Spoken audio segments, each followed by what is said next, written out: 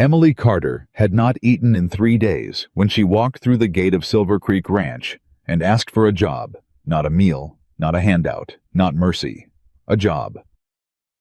Her cotton dress was faded pale blue, her shoes held together by stubbornness alone, and the summer sun had turned the Montana dust to fire beneath her feet.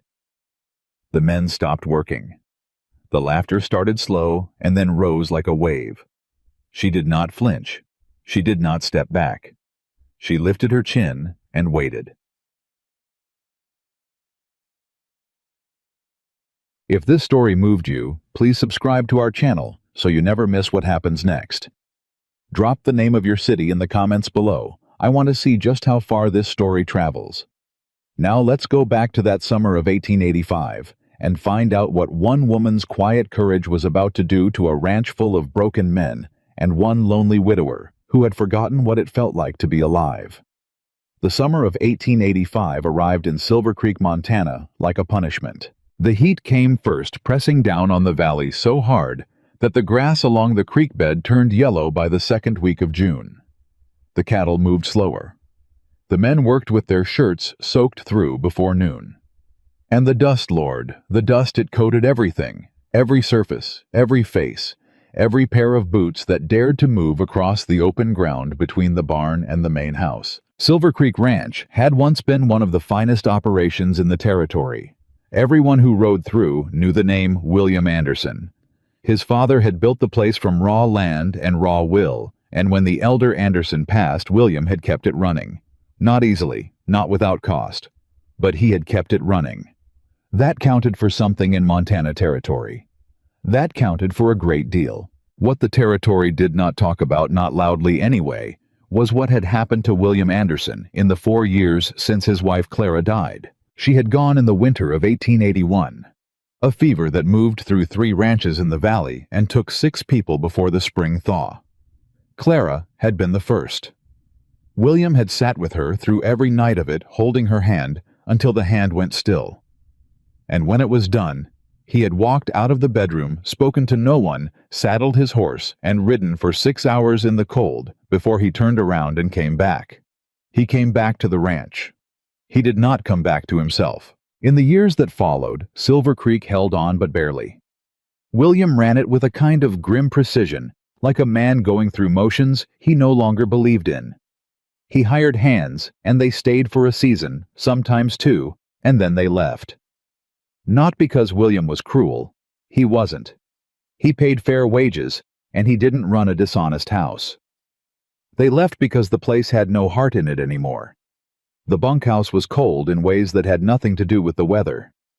The cookhouse churned out food that kept a man alive and did nothing more. There was no warmth to the meals, no occasion to them, no sense that sitting down at that table meant anything beyond the mechanical business of surviving another day. 3 men had quit in the past month alone.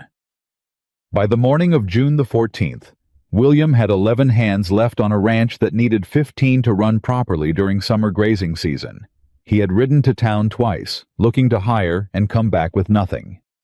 The men in Silver Creek who wanted work had already chosen their outfits. The men who hadn't chosen were the kind William wouldn't take drinkers, brawlers men who caused more trouble than the labor was worth. He was standing at the fence near the east paddock watching 2 of his remaining hands try to repair a gate hinge that had been loose since April when he heard the noise from the direction of the front yard. It started as something low, a few voices, then more. Then the unmistakable sound of men laughing in the way men laugh when they have found something to look down on. William turned and walked toward it. She had come up the main road on foot. That was the first thing his foreman Pete Callahan told him later. No horse, no wagon. Just walking. Pete had seen her from the barn roof where he'd been checking for storm damage, and he'd watched her come up the long dirt road from the main gate steady and unhurried, carrying a small bundle wrapped in cloth tucked under one arm. She was young, 20, maybe 22, with a round face that the summer had turned pink along the cheekbones and dark brown hair pulled back in a simple knot at the base of her neck. Her dress was cotton the color of pale sky that had faded in too many washings. The hem had been mended at least twice. Her shoes were the kind that had started their life on someone else's feet. And she was large. Generously, undeniably, conspicuously large, the kind of figure that in that time and place caused men to feel that they had been given permission to comment, to snicker, to make observations they would never have aimed at a woman they considered their equal. 4 of William's hands were gathered near the water trough when she stopped and asked plainly, and without any performance of humility, whether the foreman of Silver Creek Ranch was available. She had heard in town there might be work. She was a cook. She wanted to apply. That was when the laughter started. A cook. That was Denny Marsh, 23 years old and built like a fence post, grinning the wide, stupid grin of a man who had never once examined his own reflection with any honesty. "You sure you ain't looking for someone to feed you, sweetheart?" The other men found this very funny. "Honey, if you sit on the cook stove, you'll put the fire out," said a hand named Cutter, which was not his real name, but the name he preferred because he thought it made him sound dangerous. It mostly made him sound like he needed more to do with his afternoons. More laughter. One man slapped the fence post. Another took off his hat and fanned himself dramatically, as though the humor of the situation had overheated him. The young woman stood still through all of it. She did not smile politely. She did not look at the ground. She did not give them the performance of shame that they were clearly expecting, and that would have confirmed everything they already believed about her. She stood with her hands quiet at her sides and her eyes level, and she waited for the laughter to run its course. When it did, she said, "Is Mr. Anderson here or not?" Which was when William came around the corner of the barn.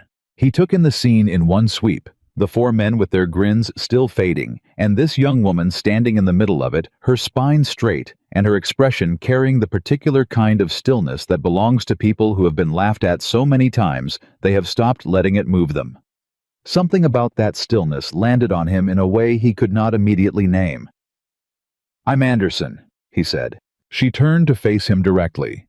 "My name is Emily Carter. I understand you may be in need of a cook. I can do the job. I'd like the chance to tell you why." Denny Marsh made a sound that was the beginning of another remark. William cut him off with a look. It was not a complicated look. It did not need to be. Denny closed his mouth. "Come up to the house," William said to Emily Carter. "Nah." He brought her to the kitchen table, rather than the porch or the office, which was not a deliberate choice, so much as the kitchen being the first room he reached when he came through the back door. He pulled out a chair, and she sat down, and he sat across from her, and for a moment neither of them spoke. He looked at her across the table, the way he looked at most things now, with the careful measuring eye of a man who had learned that what things appeared to be on first sight was rarely the full account. She looked back at him with eyes that were darker than he'd expected up close, steady and direct in a way that most people, men included, did not manage when they were sitting across from William Anderson, looking for something from him. "How old are you?" he asked. 24, she said. "Where did you cook before?" "My father ran a supply station and short-order kitchen on the freight road between Helena and Great Falls for 11 years. I cooked beside him from the time I was 13. After he passed, I ran it myself for 2 years before the lease was sold out from under me." She said this the way someone states facts they have made their peace with. No performance of grief, just the record. "I can cook for large groups, manage a provision budget preserve, and store food for winter, and keep a kitchen that doesn't make people sick. Which, from what I heard in town, has been a problem out here." William said nothing for a moment. The thing she'd heard in town was true. His last cook, a man named Holloway, had given 11 of his hands a brutal week of stomach illness in May from improperly stored pork. 3 of them had quit directly afterward. He had not advertised this widely, but Silver Creek was not a large community, and people talked. "Who told you that?" he asked. "Doesn't matter who told me," she said. "What matters is whether it's true." He studied her. "It's true. Then you need someone who knows what they're doing." She folded her hands on the table. They were working hands, he noticed that. Capable and used. "I'm not asking you to take my word for it. Let me cook one meal. Supper tonight. If your men don't think it's the best meal they've had on this ranch in a year, I'll leave in the morning and trouble you no further." William Anderson had not survived 4 difficult years alone by being a sentimental man. He weighed things. He measured outcomes. He did not make decisions based on the particular quality of someone's eyes or the way they held themselves under mockery. He made decisions based on what was practical and what was real. What was practical and real was that he needed a cook badly. What was also practical and real was that the young woman across from him had just offered him a zero-risk proposition. "You'd need supplies," he said. "Tell me what you have and I'll work with it." "Pantry's not fully stocked." "I've cooked on less." He was quiet again. Then he said, "What happened to the lease?" "The one that got sold." She met his eyes. "My father's brother decided a young woman alone couldn't run a business, and he found a buyer before I could do anything about it. He told me I ought to go find a husband instead." A pause. "I didn't take his advice." "No," William said, looking at her. "I can see that." He stood up. "Pantry's through that door. Maria, she's the woman who comes in mornings from the neighboring homestead. She'll show you where things are. Supper's at 6, 11 men. Emily Carter stood up from the table, and if she felt anything in that moment, relief, triumph, gratitude, she did not show it in any way he could read. She simply nodded and said, "Thank you, Mr. Anderson. Thank me after the meal," he said, and walked out. What happened in that cookhouse between 2 in the afternoon and 6 in the evening was not witnessed by William. He stayed out of it deliberately, partly because he had work to do, and partly because he had made a habit in the past 4 years of not investing himself in things that might not turn out. But he heard it. Heard her really through the thin walls and the open windows, the sounds of a kitchen actually working. Not just the clatter of pots and the grudging scrape of someone doing the minimum, but the sound of something being made with intention. He heard her ask Maria where certain things were kept, and then redirect when the answer wasn't useful. He heard her moving steadily and without the sharp, frustrated sounds of someone in over their head. At 5:15, he caught the smell. He was near the barn when it reached him.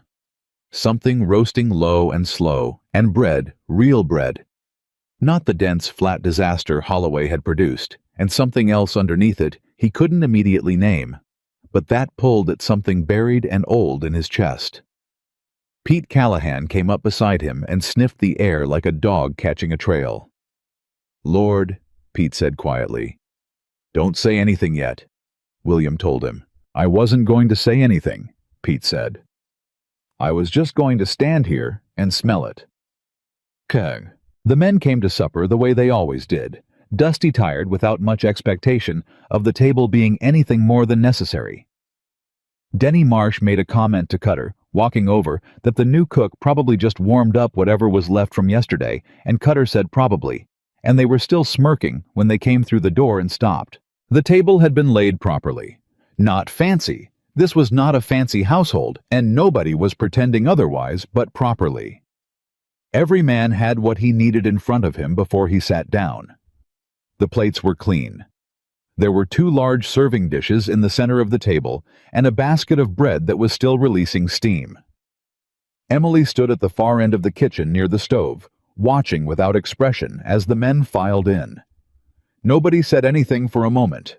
Then old Thomas, 61 years old, had worked ranches from Texas to Wyoming, eaten at more cookhouse tables than he could count, pulled back his chair, sat down, picked up the spoon, and served himself without a word, which at that table, from that particular man, was the equivalent of a standing ovation.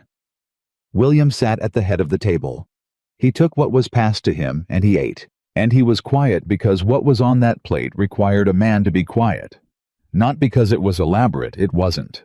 Braised beef with root vegetables, biscuits that were soft inside and properly crusted outside, a pot of beans that had been seasoned with actual intelligence. Simple food. Common food.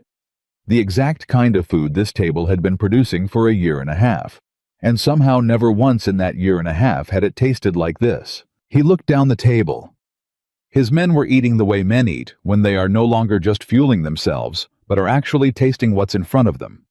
Denny Marsh had stopped talking entirely, which was notable, because Denny Marsh talked through every meal as a matter of personal principle.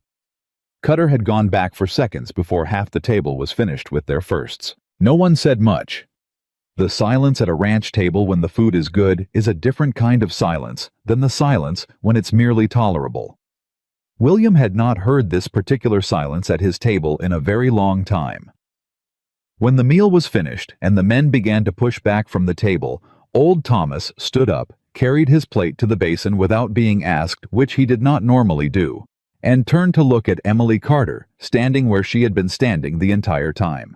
He said, "Miss, I've at more tables than you've got years. That's a fact and not a flattery." He picked up his hat and he left. Coming from Thomas, it was the highest thing a man at this table could have said. William found her cleaning the kitchen when the men had gone.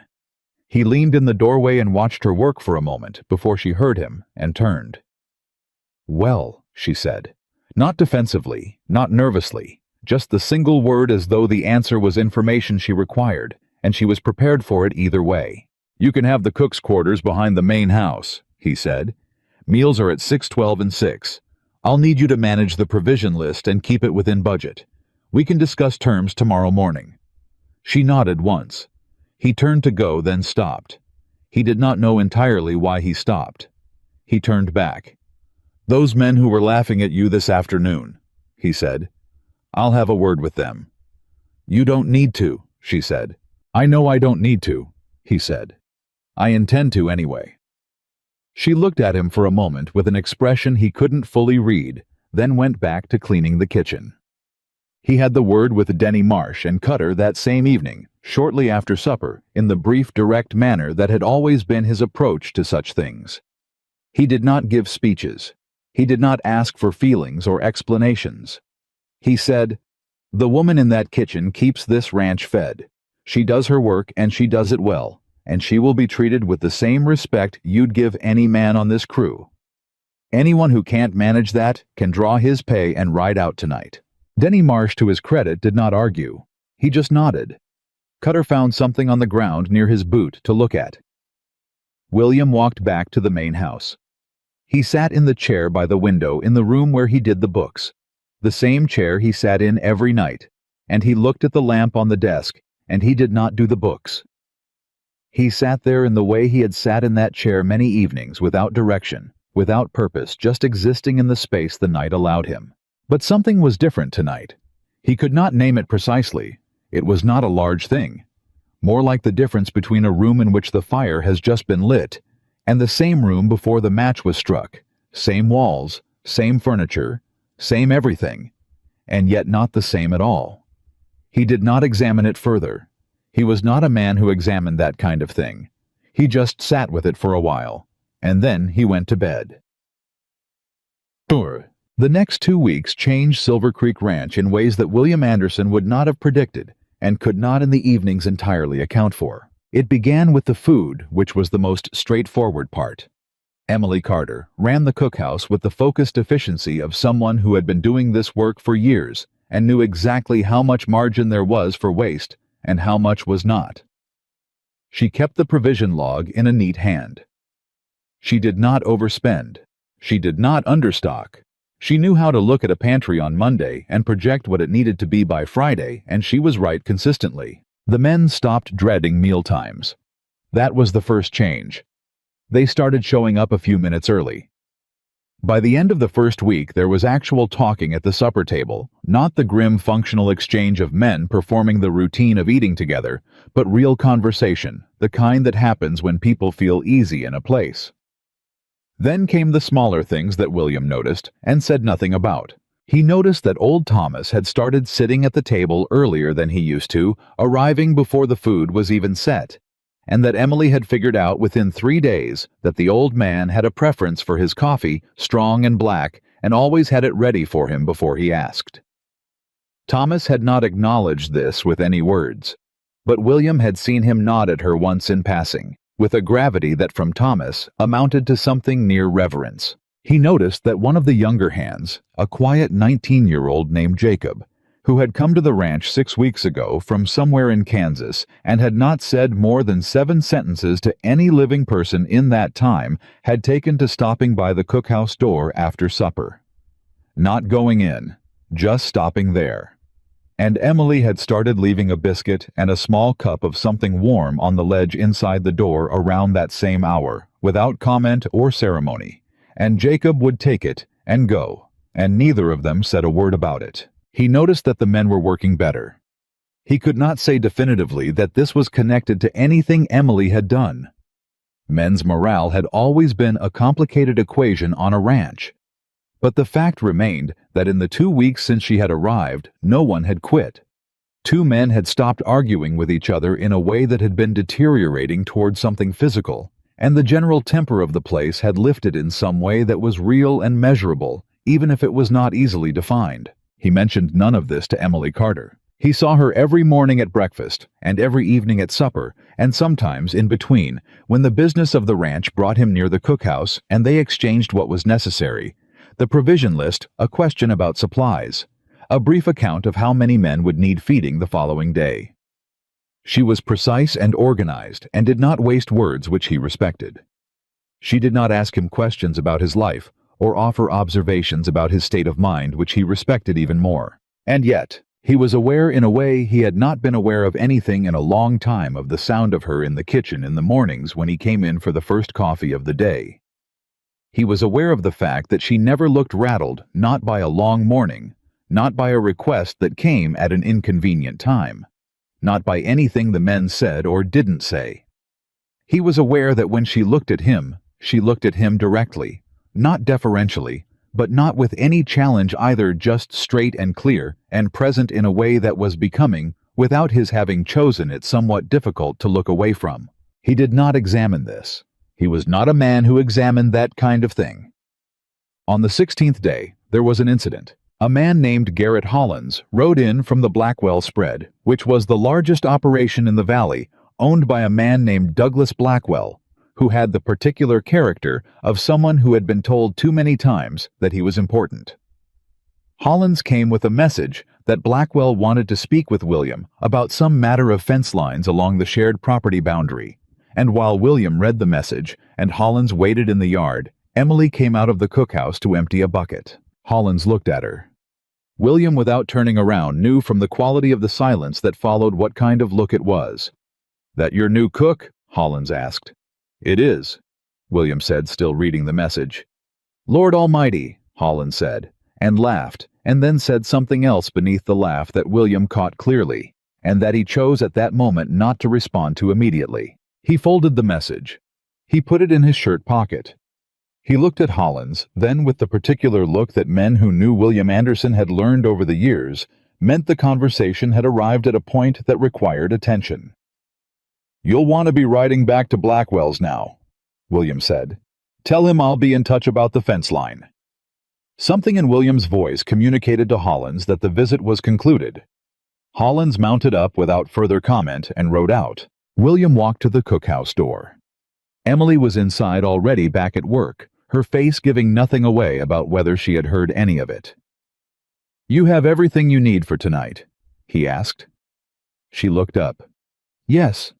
"Good," he said, and walked on. He did not tell her what he had or hadn't heard. He did not turn it into a moment. He just moved on, which he somehow understood was the correct thing, the only thing that was actually useful, and he held on to that decision for the rest of the day without revisiting it. The thing he learned about Emily Carter, not all at once but in pieces, was that she was funny. He had not expected this. He had catalogued her in those first days as serious, capable, self-contained, and efficient, which were all accurate. What he had not accounted for was the dry and perfectly timed humor that surfaced in her rare, unguarded moments generally when something had gone wrong, and the response to it was too absurd to treat with anything other than irony. The first time he saw it was on the 19th day when a delivery from the general store in town included a 50-pound bag of flour that had been improperly sealed and had absorbed moisture on the road, and was now a single solid object, resembling less a bag of flour than a modest boulder. Emily stared at it for a long moment. Then she said without looking up, "I suppose we could use it as a doorstop." It was the delivery driver who laughed first. Then Pete Callahan, who happened to be standing nearby. And then, to his own mild surprise, William. It was not a large laugh. He was not a man given to large laughs. But it was real, and Emily glanced at him when it happened with an expression that was either satisfied or amused, or some combination of both that he couldn't parse at that distance. He thought about it later. Not about the flower, obviously. About the laugh. About the fact that he had laughed at all. He could not remember specifically the last time that had happened. She had been at Silver Creek for 3 weeks when Pete Callahan told him what the men were saying. They were not saying cruel things. That had stopped in the first week, not just because of what William had told Denny and Cutter, but because the men who might have kept it going had found in the course of eating Emily Carter's food and existing in the changed atmosphere of the ranch that the impulse had simply lost its footing. It's difficult to look down on someone when your belly is full and the place you live in feels like somewhere you want to be, and the person responsible for both of those things is standing right across the kitchen from you. What Pete told him was that the men were saying she was the best thing that had happened to Silver Creek since William's father's time. Thomas said it first, Pete said. Others have been saying it since. William was quiet for a moment. Then he said, Thomas doesn't give opinions freely. No, Pete said. He doesn't. That was the end of the conversation. But William carried it with him through the rest of that day in the way he carried things he hadn't finished deciding about yet. It was on the 23rd day that he found her sitting on the back steps of the cookhouse after supper when she thought everyone had gone. He came around the corner from the east side of the building and nearly missed her in the low evening light. She was sitting with her knees pulled up slightly and her arms resting across them, looking out across the backfield, where the last of the sunset was burning down behind the ridge. She heard him and turned quickly, with the reflex of someone unused to being caught in a private moment, and something passed across her face. Not shame exactly, but the near relative of it. The expression of a person caught resting in a way they're not sure they've earned the right to. I was just... she started. You don't need to explain, he said. She looked at him for a moment, and then looked back out at the ridge. He should have gone inside. He had work. He always had work. It was the constant and reliable fact of his life that there was always work. Instead, he sat down on the step above hers, not close, just there in the same general direction as the sunset. They were quiet for a while. Then she said, Is this the best time of day? He considered. For what? For this. She gestured vaguely at the light going out of the sky. He looked at it. I haven't been paying much attention to this time of day for a while, he said. She didn't say anything to that. She didn't try to soften it or redirect it or fill it with something more comfortable. She just let it be true, which was somehow exactly right. After a while, she said, I grew up watching my father make people feel at home when they had been a long time without it. Men off the freight road traveling alone for weeks. They'd come in and they'd eat and they'd be human again for a little while. He said that's what food was for really, not the eating of it, the being human again. William looked at the ridge. He sounds like he knew something. He knew a lot of things, she said. And then quietly, I miss him every day. The honesty of it landed in the evening air between them without fuss. No performance. Just the plain truth of a person who had loved someone and lost them and had decided that the truth of it was worth saying. He knew something about that. He did not say so. But he knew. They sat on the steps until the last of the light was gone, and then Emily said she had prep to do for the morning and she went inside, and William sat there alone for another minute in the dark before he got up and went in himself. He lay awake that night longer than usual. Not because anything had happened, because something was beginning to, and he was not sure yet whether he was going to be brave enough to let it. He lay awake that night longer than usual, not because anything had happened, because something was beginning to, and he was not sure yet whether he was going to be brave enough to let it. Morning came the way it always came, on a working ranch without ceremony and without mercy, the light arriving before anyone was fully ready for it, and the work waiting exactly where it had been left the night before. Emily was in the cookhouse by 4:30. William knew this because he was awake at 4:15, which was earlier than he needed to be, and later than he pretended to himself he had intended. He heard the stove being lit. He heard the particular rhythm of her morning routine water fire, the low, deliberate sound of someone who knew exactly what came next and was already 3 steps ahead of it. He dressed and went out to the barn. He spent more time there than the horses required.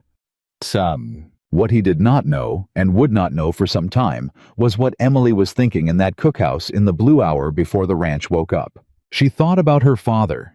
She thought about the supply station on the freight road and the particular smell of the morning fire there, which was different from the smell here in a way she couldn't articulate but felt clearly. She thought about the men who had come off the road with their eyes flat and tired, and the way those same eyes changed over the course of a meal. The way something came back into them, some basic human warmth that the road had pressed out temporarily, and that food, real food made with real attention, pressed back in. She thought about William Anderson sitting on the step above her the evening before looking at the ridge. She thought about what he had said, that he hadn't been paying attention to that time of day for a while.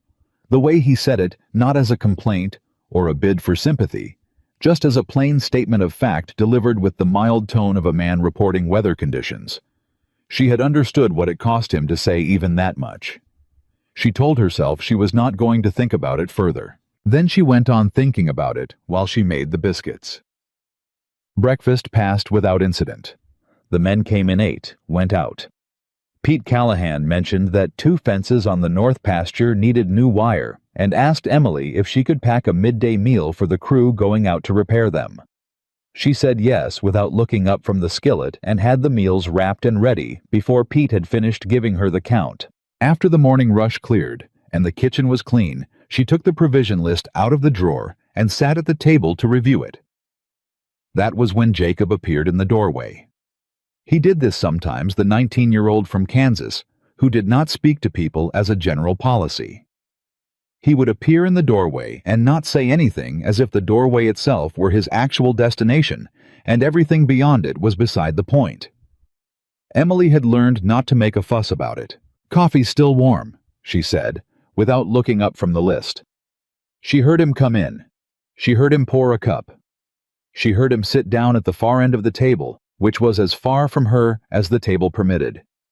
They were quiet for a minute. Then Jacob said, "My mother used to make biscuits like that." Emily looked up. It was the most words she had heard him say at one time in 3 weeks. She handled it carefully, the way you handle a small animal that has come close enough to touch without sudden moves. "Like how," she said. "Heavy on the outside, soft in the middle." A pause. She said the trick was the butter had to be cold. "It does?" Emily said. "Cold butter, hot oven. Most people get one or the other right. You need both." Jacob nodded. He drank his coffee. He looked at the table. Then he said, "She died 2 years ago." Emily set down her pencil. "I'm sorry," she said. Not with the overloaded significance people sometimes used the tone that turned condolences into a kind of performance. Just the 2 words placed simply and sincerely where they belonged. Jacob nodded again. "She would have liked it here," he said. "She liked places where people fed each other." He finished his coffee. He put the cup in the basin. He left without another word. Emily sat at the table for a moment after he was gone, looking at the empty doorway. Then she picked up her pencil and went back to the provision list. But something had shifted in her chest in a way she recognized the particular feeling of a place beginning to belong to you, or of you beginning to belong to it, which were not always the same thing, but which felt identical in the early stages. She told herself she was only here for as long as she was needed. She had told herself that before. About other places. She had always been right. The first real trouble came on a Thursday 12 days after Emily had arrived, and it came in the form of a woman named Helen Price. Helen Price was the wife of Gerald Price, who owned the Mercantile in Silver Creek and 3 rental properties, and considered himself, and was considered by a certain portion of the town's population, to be a person of consequence. Helen was 47, sharp-featured, and had the particular social authority of a woman who has decided that other people's lives are a subject on which her opinions are not only valid but necessary. She arrived at Silver Creek Ranch mid-morning on that Thursday with her daughter Clara, not William's Clara. A different Clara. 18 years old, and pretty in the careful, practiced way of a girl whose prettiness has been her primary project, ostensibly to discuss a charitable matter relating to the church social that William had been asked to donate to. This was legitimate. What was less legitimate was the intention behind the timing. Emily was in the yard when they arrived, carrying a crate of supplies from the storage building to the cookhouse. It was not delicate work, and she was not dressed for company. Her sleeves were pushed up and her hair had come partly loose from its knot in the heat. Helen Price's eyes went to her immediately with the particular alertness of a woman who has found exactly what she came to find. "Is Mr. Anderson available?" Helen asked, addressing this to the air approximately 2 feet above Emily's head. "I'll let him know you're here," Emily said, and went to find William. She found him in the barn with Pete reviewing the condition of a mare that had been favoring her left foreleg since the previous weekend. She said quietly, "Mrs. Price and her daughter are at the house. They say it's about the church social." William looked at her. Something in her face told him what it actually was, even though her face gave away very little. He had been learning to read the small signals, the particular stillness that came over her, when something was happening she had chosen not to react to. "I'll be right there," he said. She nodded and went back to her crate. He handled the church social donation in under 10 minutes. Helen Price was skilled at prolonging such conversations, and he was equally skilled at concluding them. What he could not entirely manage was Helen's eyes, which kept moving during the whole exchange from his face toward the cookhouse and back again, with the expression of someone who has a question they have decided to ask regardless of whether it's appropriate. "Your new cook," she said when the donation amount had been agreed to and there was no longer any legitimate topic of conversation remaining. "I heard about her in town." "Did you?" William said. "People are curious," Helen said, making it sound like a public service. "She's not from around here." "She's from Helena direction," William said. "Her father ran the Carter supply station on the freight road." Helen absorbed this. "She's quite young." "She's experienced," William said. "And she's—" Helen paused in the particular way of a woman framing something she has decided to say, while maintaining the ability to deny she said it.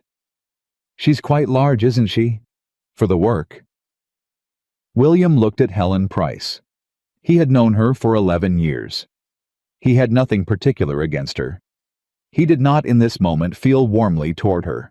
She fed 11 men supper on her first day here, and not one of them has had a complaint since, he said. "The work is getting done. That's all it needs to be."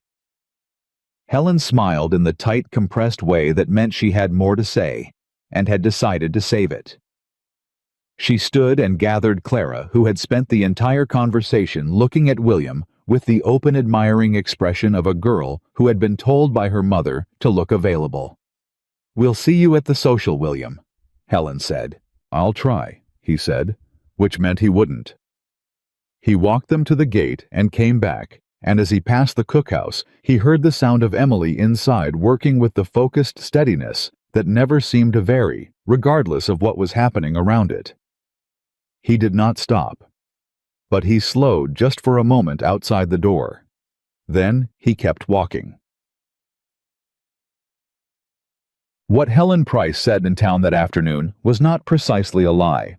It never was with Helen. It was more the strategic arrangement of facts into a shape that did the work a lie would have done more crudely. What she communicated in her visits to the Halverson dry goods counter and the post office steps and the gathering outside the church hall was that she had been out to Silver Creek, and that William Anderson was looking somewhat worn, and that he had taken on a cook who was well. One could understand the practical need. Men alone on a ranch needed to be fed. But the girl was an unknown. A young woman alone traveling, no family to speak of. One had to wonder about the circumstances. She did not say anything more than that. She didn't need to. The work was done in the tone in the pause after the word circumstances, in the small, careful expression on her face that suggested she herself was too refined to complete the thought, but that she was confident her listeners were capable of completing it themselves. By Friday evening, what Helen had planted had grown in the way such things always grow in small towns, fed by imagination, and the low, steady heat of people who have more investment in the drama of other people's lives than in the facts of them. Emily learned about it from Maria, the woman who came in from the neighboring homestead on weekday mornings. Maria was a practical woman, Spanish-born with a broad face and gray-streaked hair, and the direct manner of someone who had long ago decided that useful information was worth delivering even when it was uncomfortable. She came in on Friday morning and put her shawl on the hook and said without particular preamble, "There's talk in town about you." Emily did not stop what she was doing. "What kind of talk?" Maria sat at the table. "The Price woman. She visited yesterday. By yesterday evening she had people wondering what a young woman with no family was doing, living at a single man's ranch." The skillet was hot. Emily turned what was in it with the focused attention of someone who is using the action of the hands to manage what is happening in the chest. "People wonder things," Emily said. "They do," Maria said. "I'm telling you because you should know, not because it changes anything about what I think of you." Emily looked at her then. Maria looked back with the steady, undecorated clarity of a woman who means what she says. "Thank you," Emily said. "William Anderson is a good man," Maria said. "He doesn't care what Helen Price thinks, and he never has. But you're the one who has to live in this valley. I thought you should know what's in the air." Emily nodded. She turned back to the stove. What she felt, she did not perform for anyone. She had learned in the years since her father died, and the world had made its various positions on her clear to take the blow privately, and deal with it privately, and show the world a face that gave it nothing to work with. What she felt was tired. Not a new tired, the old tired. The one that lived in the specific place behind the sternum where you put things that you have been living with for so long that they have stopped being feelings and have started being furniture. She had known before she came here what people would say. She had known it the way you know the shape of a road you've traveled before. She had come anyway. She flipped the eggs. William Anderson knew about the talk before Emily did. Pete Callahan told him Thursday evening, which meant Pete had sources in town that William had not specifically authorized, but which he found useful enough not to eliminate. Pete delivered the information with the neutral efficiency of a man who knew it was relevant and trusted William to decide what to do with it. William listened. He said nothing immediately. He looked at the fence line on the east side of the property that still needed 3 more posts and thought about the fence posts in the particular way that a person thinks about a concrete task when the situation in front of them is not concrete and does not have a clear solution. Then he said, "Has anyone said anything to her directly?" "Not that I know of," Pete said. "Keep it that way," William said. He rode to town the following morning. Not to address the talk, there was no addressing talk in a town like Silver Creek, because direct confrontation of gossip had the effect of confirming the importance of the gossip to the person spreading it, and he was not inclined to give Helen Price that satisfaction. He went to the mercantile for supplies. He went to the bank to deal with a matter that had been pending. He spoke to the men he encountered in the way he always spoke to them, briefly, directly, without warmth or its absence. But at the mercantile counter, while Gerald Price was tallying up the order, a man named Ed Talbot stood near the door and said, partly to the room and partly to no one in particular, "Here you got a new cook out at Silver Creek. Here she's something to see." He said it in the particular way that communicated the something clearly. William did not look up from the counter immediately. He gave it 1 second. Then he turned and looked at Ed Talbot. He did not say anything for a moment. Ed Talbot filled the silence for him in the way men do when they suddenly feel the ground shift slightly under what had seemed like solid footing. "Just making conversation," Ed said. "The cook at Silver Creek does her job well," William said. "That's the whole of what there is to say about her." He said it the way he said things when there was precisely one more word of argument he was willing to hear, and Ed Talbot, who was not a brave man, heard that clearly. William paid for the supplies, loaded them in the wagon, and drove back to Silver Creek. He said nothing to Emily about any of it. He was not sure, even turning it over later, why he made that choice. Perhaps because she already knew, and him confirming it would do nothing except make the knowing more formal. Perhaps because what he had done in the mercantile was not something that needed reporting. It had been the minimum a decent man could do in the circumstances, and he did not think decency required recognition. Perhaps because sitting across from her at the supper table that evening, watching her move between the stove and the table with the unhurried competence that had become in 20-some days as familiar to him as the sound of the creek in the morning. He did not want to introduce the outside world into the small, functional, unexpectedly pleasant fact of the two of them occupying the same space. He ate his supper. She sat at the far end of the kitchen and ate hers. Jacob had taken to eating his supper in the cookhouse rather than the bunkhouse on certain evenings, and he was there that night eating in his usual silence, contributing nothing, and somehow making the room feel less empty by being in it. When William carried his plate to the basin, he paused. "Supper was good," he said. He said it every night. It was the smallest and most reliable thing he gave her, this single daily sentence.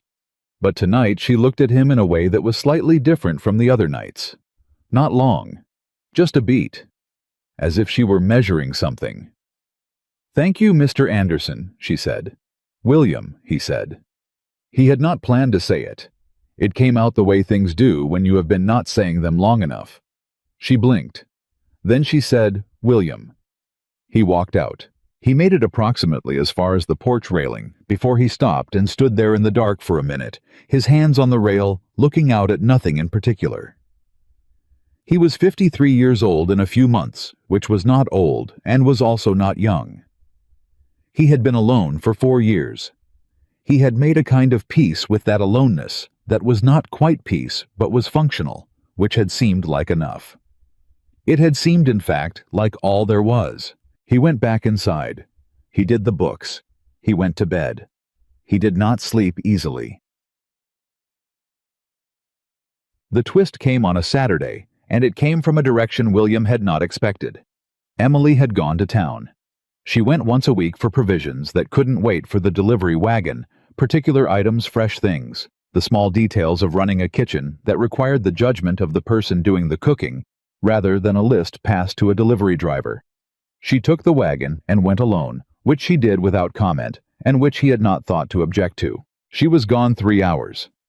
When she came back, she unloaded the supplies in the organized, efficient manner she had with everything, and William, who happened to be in the barn and could see the yard through the open door, watched her carry in 2 loads without help, because Pete and the hands were out on the north pasture, and Jacob was with them. He came out to take the 3rd load. She looked up when he came to the wagon, and there was something in her face that he had not seen before, not distress, not quite. Something more like a deliberate blankness that was doing a lot of work. "I've got it," she said. "I'm already here," he said, and picked up the crate.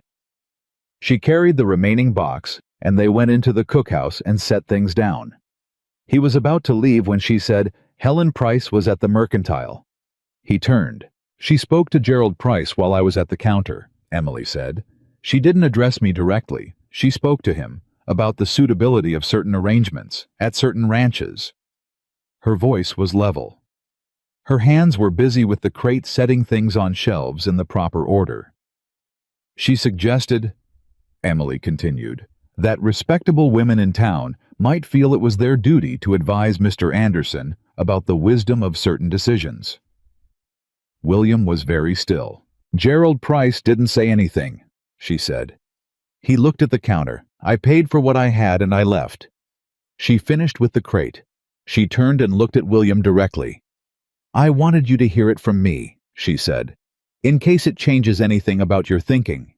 He looked at her. "Does it change anything about yours?" She was quiet for a moment. "No," she said. "But it's your ranch, and your name. And I'm aware that I cost you something by being here that you didn't anticipate when you hired me." The way she said it, without resentment, without self-pity, just the plain acknowledgement of a fact she had calculated and accepted, was the most specifically painful thing he had heard in a long time. Not because it was dramatic, because it wasn't. Because it was the measured, worn voice of a woman who had learned to account for the cost she represented to people before they had to tell her themselves. He moved to the table and sat down, without entirely deciding to. She stood where she was watching him. "My wife's name was Clara," he said. She said nothing. She waited. "She died in the winter of '81. I've been running this ranch since then without—" He stopped. He turned his hat in his hands. He was not a man who talked about this. He had not talked about this with anyone. "I've been running it without much else." Emily sat down at the other end of the table. Not close, just in the same space. "I know what it costs a woman to walk into a place where nobody is going to make it easy for her," he said. "My mother did it. She came to Montana from Ohio without a single person in the territory who knew her name. She built something here anyway." He looked at his hat. "Helen Price and her opinions are not something I'm willing to adjust my choices around." Emily looked at him for a long time with that direct measuring look. "Why are you telling me this?" she asked. Not sharply, with genuine undefended curiosity. "Because you told me something true," he said. "I thought you deserved something true back." The kitchen was very quiet.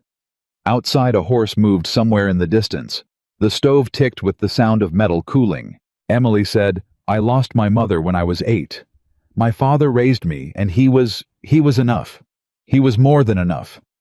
But there were things he couldn't teach me about being a woman in a world that has a very specific idea of what a woman should look like." She paused. "I have been told more times than I can tell you that I am too much to be wanted. Too big, too inconvenient, too much work for the reward." She said it the way she had said everything he'd heard her say cleanly without performance. "I stopped believing it for the most part," she said. "But it's present, the way an old scar is present. You don't feel it every minute, but you know where it is." He looked at her. "You are the best cook in this territory," he said. "And the best thing that has happened to this ranch since I can accurately remember. The world's opinion of your size has exactly nothing to do with either of those facts." Her chin moved slightly, just a small, controlled movement that told him the words had landed somewhere real. "Thank you," she said. It came out a little quieter than her usual voice. He put his hat back on. He stood. "We're having a supply rider come through on Monday," he said, returning to the predictable solid ground of ranch logistics. "He'll need feeding, early, around 5. "I'll be up," she said. He walked out. He was halfway to the barn before he realized his hands were unsteady, not dramatically, just enough that he noticed. He told himself it was the heat. It was not the heat. 3 days later, something happened at the supper table that William would think about for a long time afterward. It was an ordinary supper. The men were tired from a hard week. The food was what it always was, substantial and good, and made with the kind of care that had become so expected by now, that no one specifically remarked on it anymore, which was its own form of the highest compliment. The conversation moved around the table in the loose, easy way it moved when people were comfortable. Denny Marsh was talking about a horse he'd seen in town. Old Thomas was eating with the concentrated focus he brought to every meal. Jacob was at his usual end of the table, listening to everyone with the slightly relieved expression of someone who has found that being present but quiet is a fully sufficient contribution.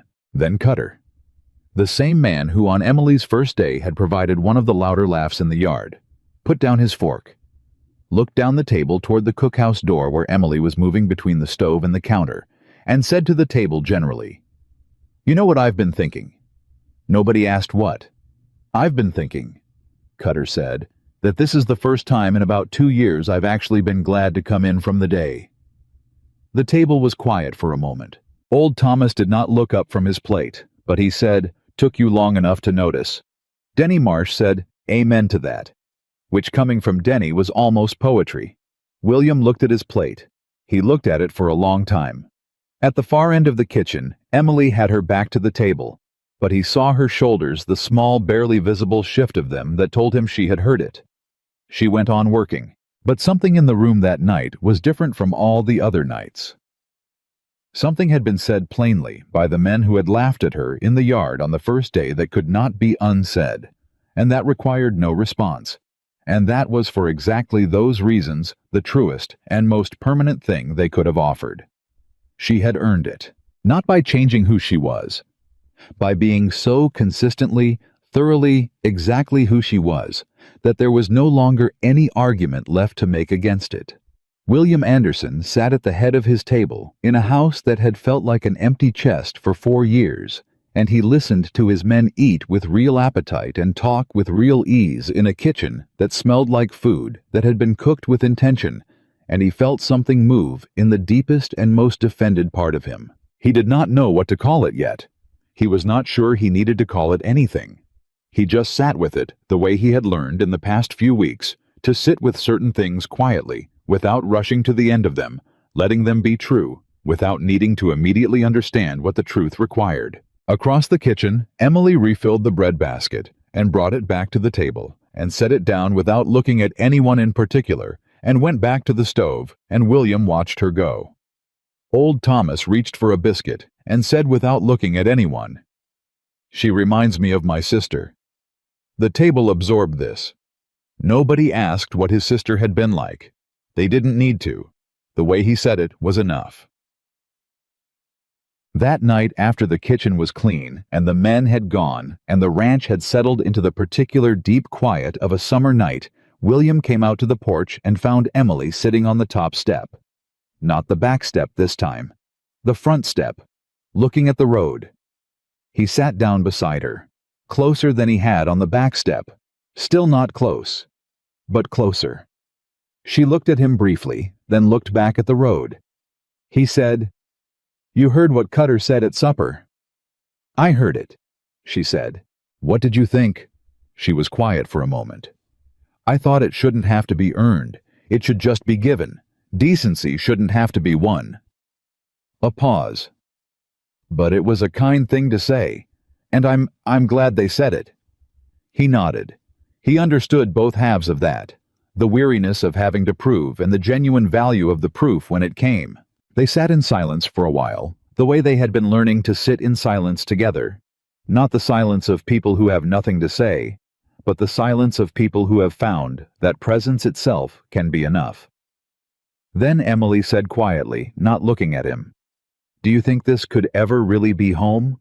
For someone like me?" He turned to look at her. She kept her eyes on the road. He said, "Someone like you is exactly who a place like this needs." She turned to look at him then, and what was on her face in that moment was something unguarded and real and briefly visible before she pulled it back. Something that looked like a woman, allowing herself just for a second to believe something she had stopped permitting herself to believe a long time ago. The road stretched out in the dark, and the summer night pressed in warm around them, and neither of them moved. It was William who looked away first. He was not sure why, perhaps because he was not yet ready for what looking at her directly required of him. Perhaps because some things needed to be approached slowly in the way you approach a fire. After a long time in the cold, carefully, not all at once, giving yourself time to remember that warmth is not something to be afraid of. "You should get some rest," he said. 5 o'clock comes fast." "It does," she said. She stood. She paused. "Good night, William," she said. He looked up at her. "Good night, Emily." She went inside. He sat on the step alone for a long time in the dark, and the summer night was warm, and the world was very quiet. And William Anderson, who had not wanted anything specific from the future in 4 years, found himself wanting something. He didn't know exactly what to do with that. But for the first time in a long time, not knowing felt less like an ending and more like a beginning. He sat on the step alone for a long time in the dark. And the summer night was warm, and the world was very quiet, and William Anderson, who had not wanted anything specific from the future in 4 years, found himself wanting something.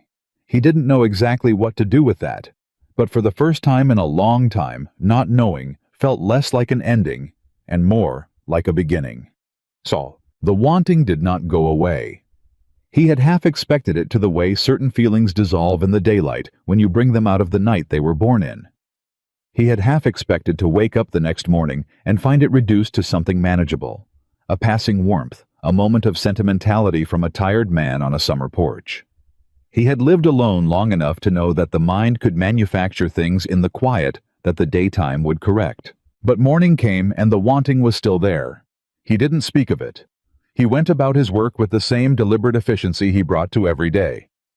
And if Pete Callahan noticed that his boss was spending more time than strictly necessary near the east side of the property, which happened to offer a partial sightline to the cookhouse yard, Pete was smart enough to file that observation away without comment. Emily moved through those days the same way she always moved, steadily without performance, with the particular quality of presence that he had stopped being able to attribute to simple competence.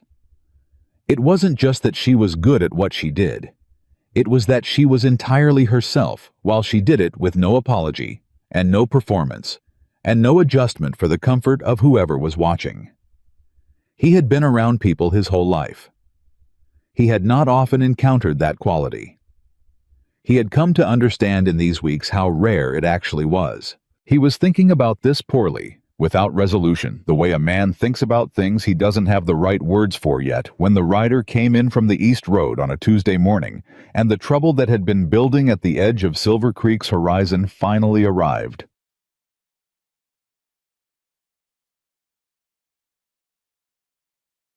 The rider worked for Douglas Blackwell.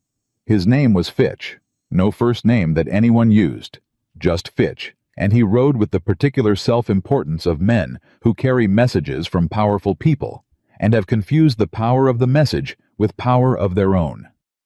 He came into the yard at a trot, pulled up hard near the barn, and asked for Anderson with the tone of someone who expected Anderson to be grateful for the visit.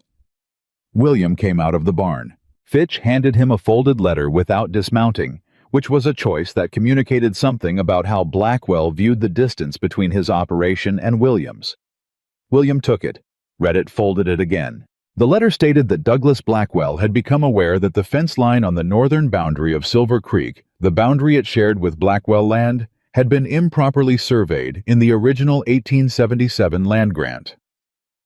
Blackwell had retained a surveyor who confirmed, according to Blackwell, that approximately 40 acres of Silver Creek's north pasture was by rights Blackwell land. Blackwell was prepared to be reasonable about the situation. He invited William to meet with him at his office in town on Friday to discuss a fair resolution. William read the letter twice. Then he looked up at Fitch, who was still on his horse. "Tell Mr. Blackwell I received his letter," William said. "And," Fitch said. "And I received it," William said. "That's all." Fitch seemed to want more than this. He didn't get it. He turned his horse and rode out, and William stood in the yard with the letter in his hand, and the particular stillness of a man who has just had something important land on him and is deciding how to hold its weight. 40 acres, the north pasture. Summer grazing the creek access on the far end, and 2 fence lines that he had personally helped his father build in 1869. He went to find Pete. Pete's response was one word: Blackwell. He said it the way you say the name of a weather system, not as a person, but as a category of problem. The kind that arrives with documentation and lawyers and the patient institutional confidence of someone who has more resources than you and is willing to spend time proving it. "He's been watching the land values up here since the railroad survey came through," Pete said. "North pasture sits right on the route they're talking about for the spur line. If that goes through, that land doubles in value overnight." William had known about the railroad survey. He had not connected it specifically and immediately to Blackwell because he allowed himself to acknowledge this plainly, he had been paying attention to other things. "I need to get to town," William said. "I need Harlan Oates." Harlan Oates was the closest thing Silver Creek had to a lawyer, a former county recorder who had enough knowledge of land law to be useful and enough sense not to overcharge for it. He was also crucially a man who had no particular affection for Douglas Blackwell, which in this valley was not an irrelevant qualification. William rode to town that afternoon. Emily knew something was wrong before anyone told her. She knew it the way she had learned to read the atmosphere of the ranch in the quality of the silences, in the way Pete moved through the yard that afternoon, with the tight-shouldered purpose of a man managing controlled urgency in the fact that William had saddled his own horse and ridden out in the mid-afternoon without explanation, which he did not normally do on a working day. She asked Pete nothing. She was not in the habit of asking for information that people weren't offering, because she understood that being new to a place, even a place that had begun to feel like hers, came with certain limits, and prying past them was a way of spending trust you hadn't finished earning yet. But when Jacob came into the cookhouse for his evening coffee and sat down with the particular tightness of a young man carrying news he isn't sure he should share, she looked at him and said, "What happened today?" Jacob wrapped both hands around his cup.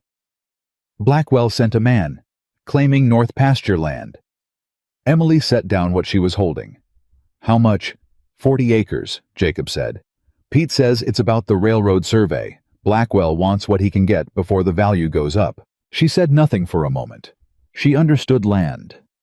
She had grown up watching her father lose his to the patience and paperwork of men with more money and more time than he had. She understood in a specific and personal way what it meant when a man like Blackwell decided he wanted something you had. "Is Mr. Anderson, William, is he back?" "Not yet," Jacob said. She went back to the stove. She made supper. She made it with the same care and the same precision she always brought to it because there was nothing else she could do in this moment that was useful. And because the men would come in tonight needing to eat, and that was real, and that was in her hands, and she was not going to let it slip, because the rest of the situation was not. William came back at dusk. He came through the back of the house, and she heard him before she saw him. The particular sound of a man who has spent an afternoon being careful and controlled, returning to a space where he can briefly be neither. Heavy steps. A pause at the door. Then he came into the kitchen. He looked tired. Not physically. Physically, he was the same solid, composed presence he always was. Tired behind the eyes. The kind of tired that comes from spending hours in rooms with people who are trying to take something from you while maintaining the posture of reasonableness. "Supper's almost ready," she said. "I'm not hungry yet," he said. "Sit down anyway," she said. "You can be not hungry sitting down." He looked at her. Something in his face shifted slightly, the faintest edge of something that on another man might have been the beginning of a smile. He sat down. She poured him coffee and set it in front of him and went back to the stove. She didn't ask him anything. She had learned that he talked in his own time, and that silences with him were not empty. They were the space in which he organized what he was going to say. After a while he said, "Blackwell is claiming 40 acres of North Pasture, says the original survey was wrong." "Jacob told me," she said. "Is it wrong?" "No," he said. "Harlan Oates thinks the survey is clean, but Blackwell has his own surveyor saying otherwise, and he has enough money to take it to the territorial court and tie it up for 2 years if he wants to. And during those 2 years he can apply to have the disputed land temporarily removed from my grazing rights." She turned to look at him.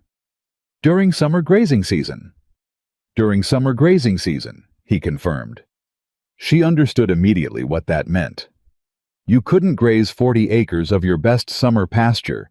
Your herd went on to the remaining land. You overgrazed it. The grass didn't recover before winter, and by spring, you were selling cattle at distress prices to cover losses you couldn't absorb. It wasn't a land dispute. It was a financial stranglehold, dressed up as a land dispute. "What does he want?" she asked. "What does Blackwell actually want?" William wrapped his hands around the coffee cup the same way Jacob had. "Harlan thinks he wants to pressure a sale, the whole north boundary, not just the 40 acres. He'll keep the pressure on until I sell, or until the legal fight bleeds me dry." She was quiet for a moment. Then she said, "Can you fight it?" "Financially for a while."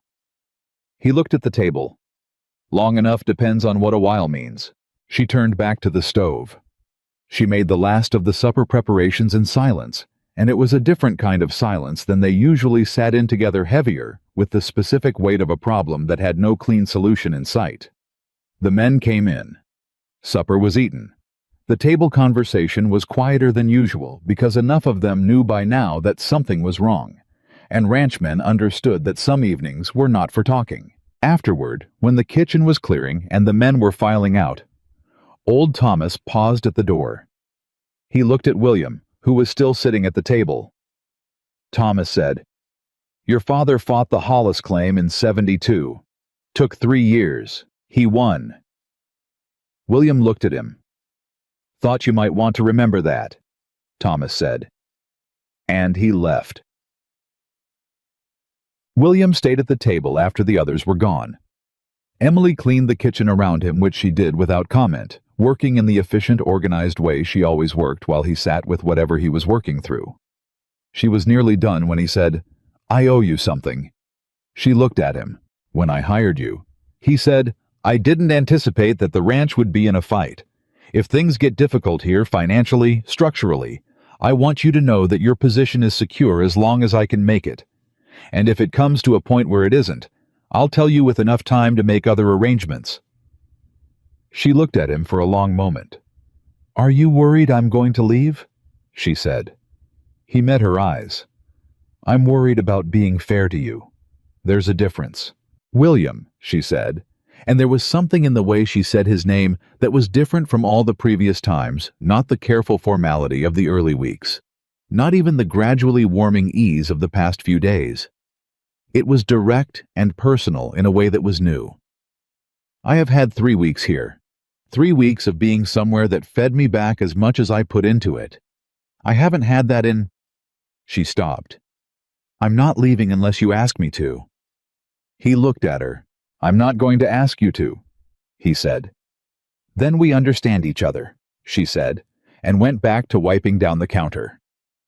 He sat there for another minute, and she could feel him looking at her back without turning around to confirm it, and she was careful with what her face did while she finished the counter, because what she felt in that moment was not something she was ready to offer to the open air. When he finally stood and said goodnight and went to the main house, she stood at the counter for a minute in the empty kitchen with her hands flat on the clean surface and took one long, slow breath.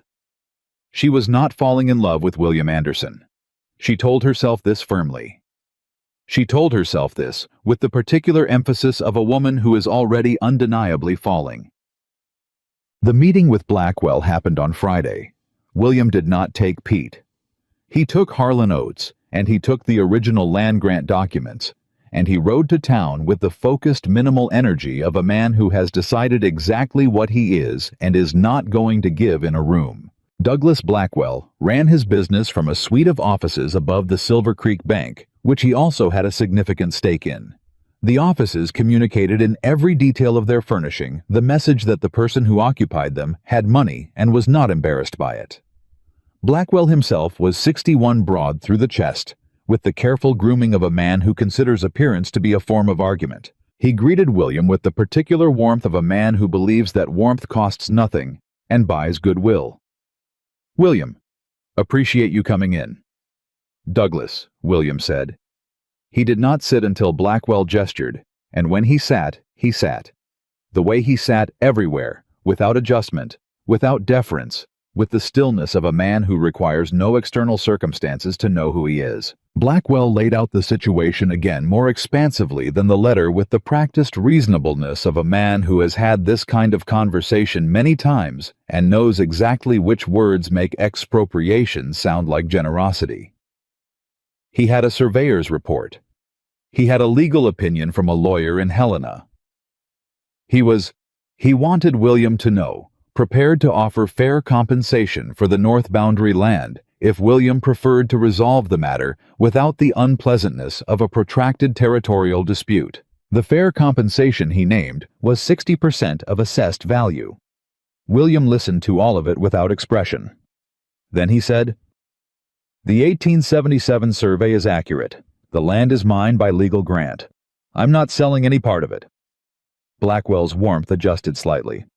"William, I understand the attachment, but the economics of it, William said, are that you have a railroad spur coming through, and you want the land it would most benefit before the value reflects that, and you've hired a surveyor to give you the paperwork to pressure me into selling below market." The warmth dropped a further notch. "That's a serious allegation." "It's an observation," William said. "I'm not here to accuse you of anything. I'm here to tell you that Silver Creek's North Pasture isn't for sale at any price. and that I have 30 years of original documentation that will hold up in any territorial court you choose to take this to." He stood. "I appreciate the coffee," he said, though no coffee had been offered, and he walked out. He was halfway down the stairs when he heard Blackwell say from the doorway above, "You've got a peculiar situation out there at Silver Creek these days, William. People talk." William stopped. He turned and looked up the stairs. Blackwell stood in the doorway with the expression of a man who has used this kind of pressure before and found it effective. A young woman, living at a ranch. No family, no one to account for her. It's a small valley. People form opinions. Every man has a line. The line is different for everyone, and most men don't know exactly where theirs is until someone crosses it, and then they know with absolute clarity.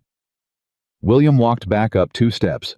He said, "What Miss Carter does or doesn't do at my ranch is not your business or anyone else's.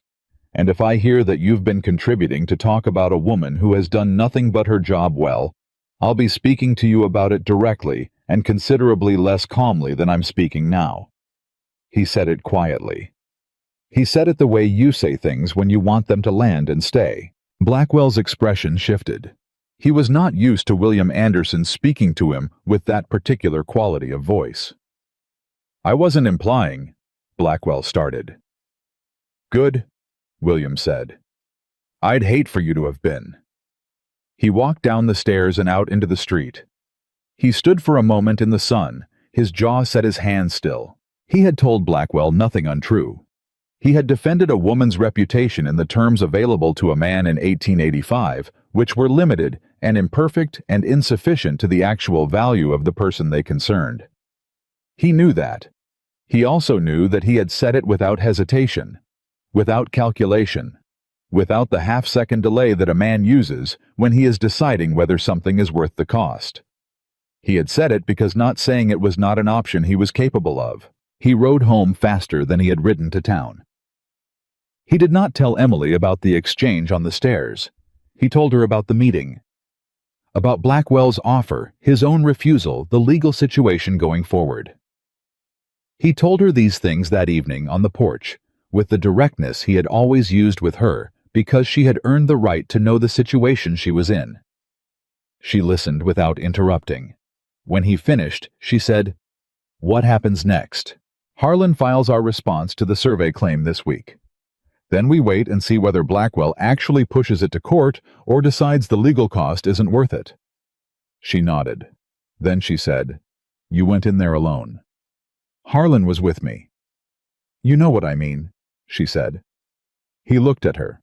"I mean," she said carefully, "that you are carrying this by yourself. The ranch, the legal fight, all of it.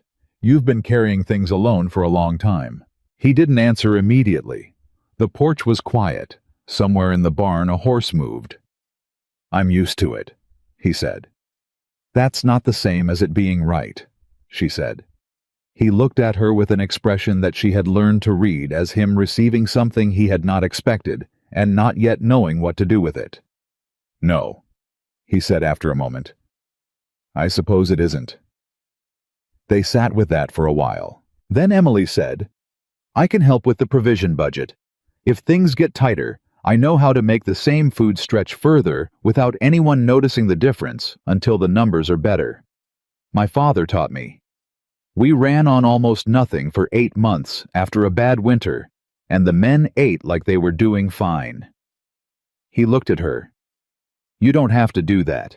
"I know I don't have to," she said. "I want to." A pause. "This place matters to me. Whether that makes sense or not, given how short a time I've been here, it matters to me." He looked at his hands.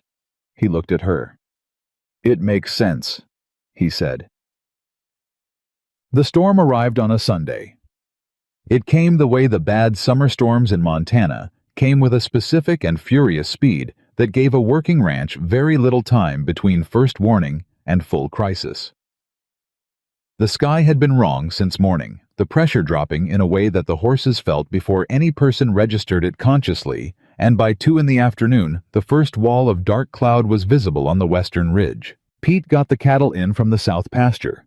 William took 3 men to secure the equipment in the upper barn. Jacob and 2 others worked the fence line on the east side that had been compromised since spring, and that a serious storm would take down entirely. Emily did not wait to be told what to do. She went to the storage room and took stock of what was there. She thought about how many men they had, how long a serious storm could ground them, what they would need if they were confined to the main buildings for 24 hours or longer. She started moving supplies with the focused speed of someone who has run the numbers in her head and knows exactly what comes next. She was carrying a 50-pound sack of flour from the storage room to the cookhouse when the first wave of wind hit. It came with no additional warning, just the ordinary resistance of the air, and then suddenly the air deciding to go somewhere else at significant speed. The sack shifted against her. She caught it. She kept walking. "Let me take that." She turned. Jacob was there. He had finished the fence line and come back ahead of the others, his shirt already soaked through. "I've got it," she said. "Miss Carter," he said, in the flat Kansas tone that meant he had made up his mind, and she could either work with him or around him. "Let me take the sack." She let him take the sack. They worked together. Jacob and Emily moving supplies, securing the cookhouse door latch that had been loose for weeks, filling every available container with water from the pump before the storm could contaminate the supply. She directed and he executed without requiring explanation, which she appreciated because there was no time for explanation. When William came in from the upper barn and found the cookhouse already prepared, supplies stocked water-stored bread in the oven that would need to come out before the temperature changed. A large pot of stew on the back of the stove that would stay hot and would be ready whenever anyone needed it. He stood in the door for a moment looking at what she had done. She was at the stove with her back to him. "How long do you need before the bread has to come out?" he said. She glanced at him over her shoulder. 20 minutes. "Why?" "Because I need you in the main house in 15. The root cellar door doesn't seal properly on the north side, and I need someone to hold it from inside while Pete secures the latch from outside." She had never been asked to help with the physical structures of the ranch. She had been in the cookhouse and the storage room and the yard.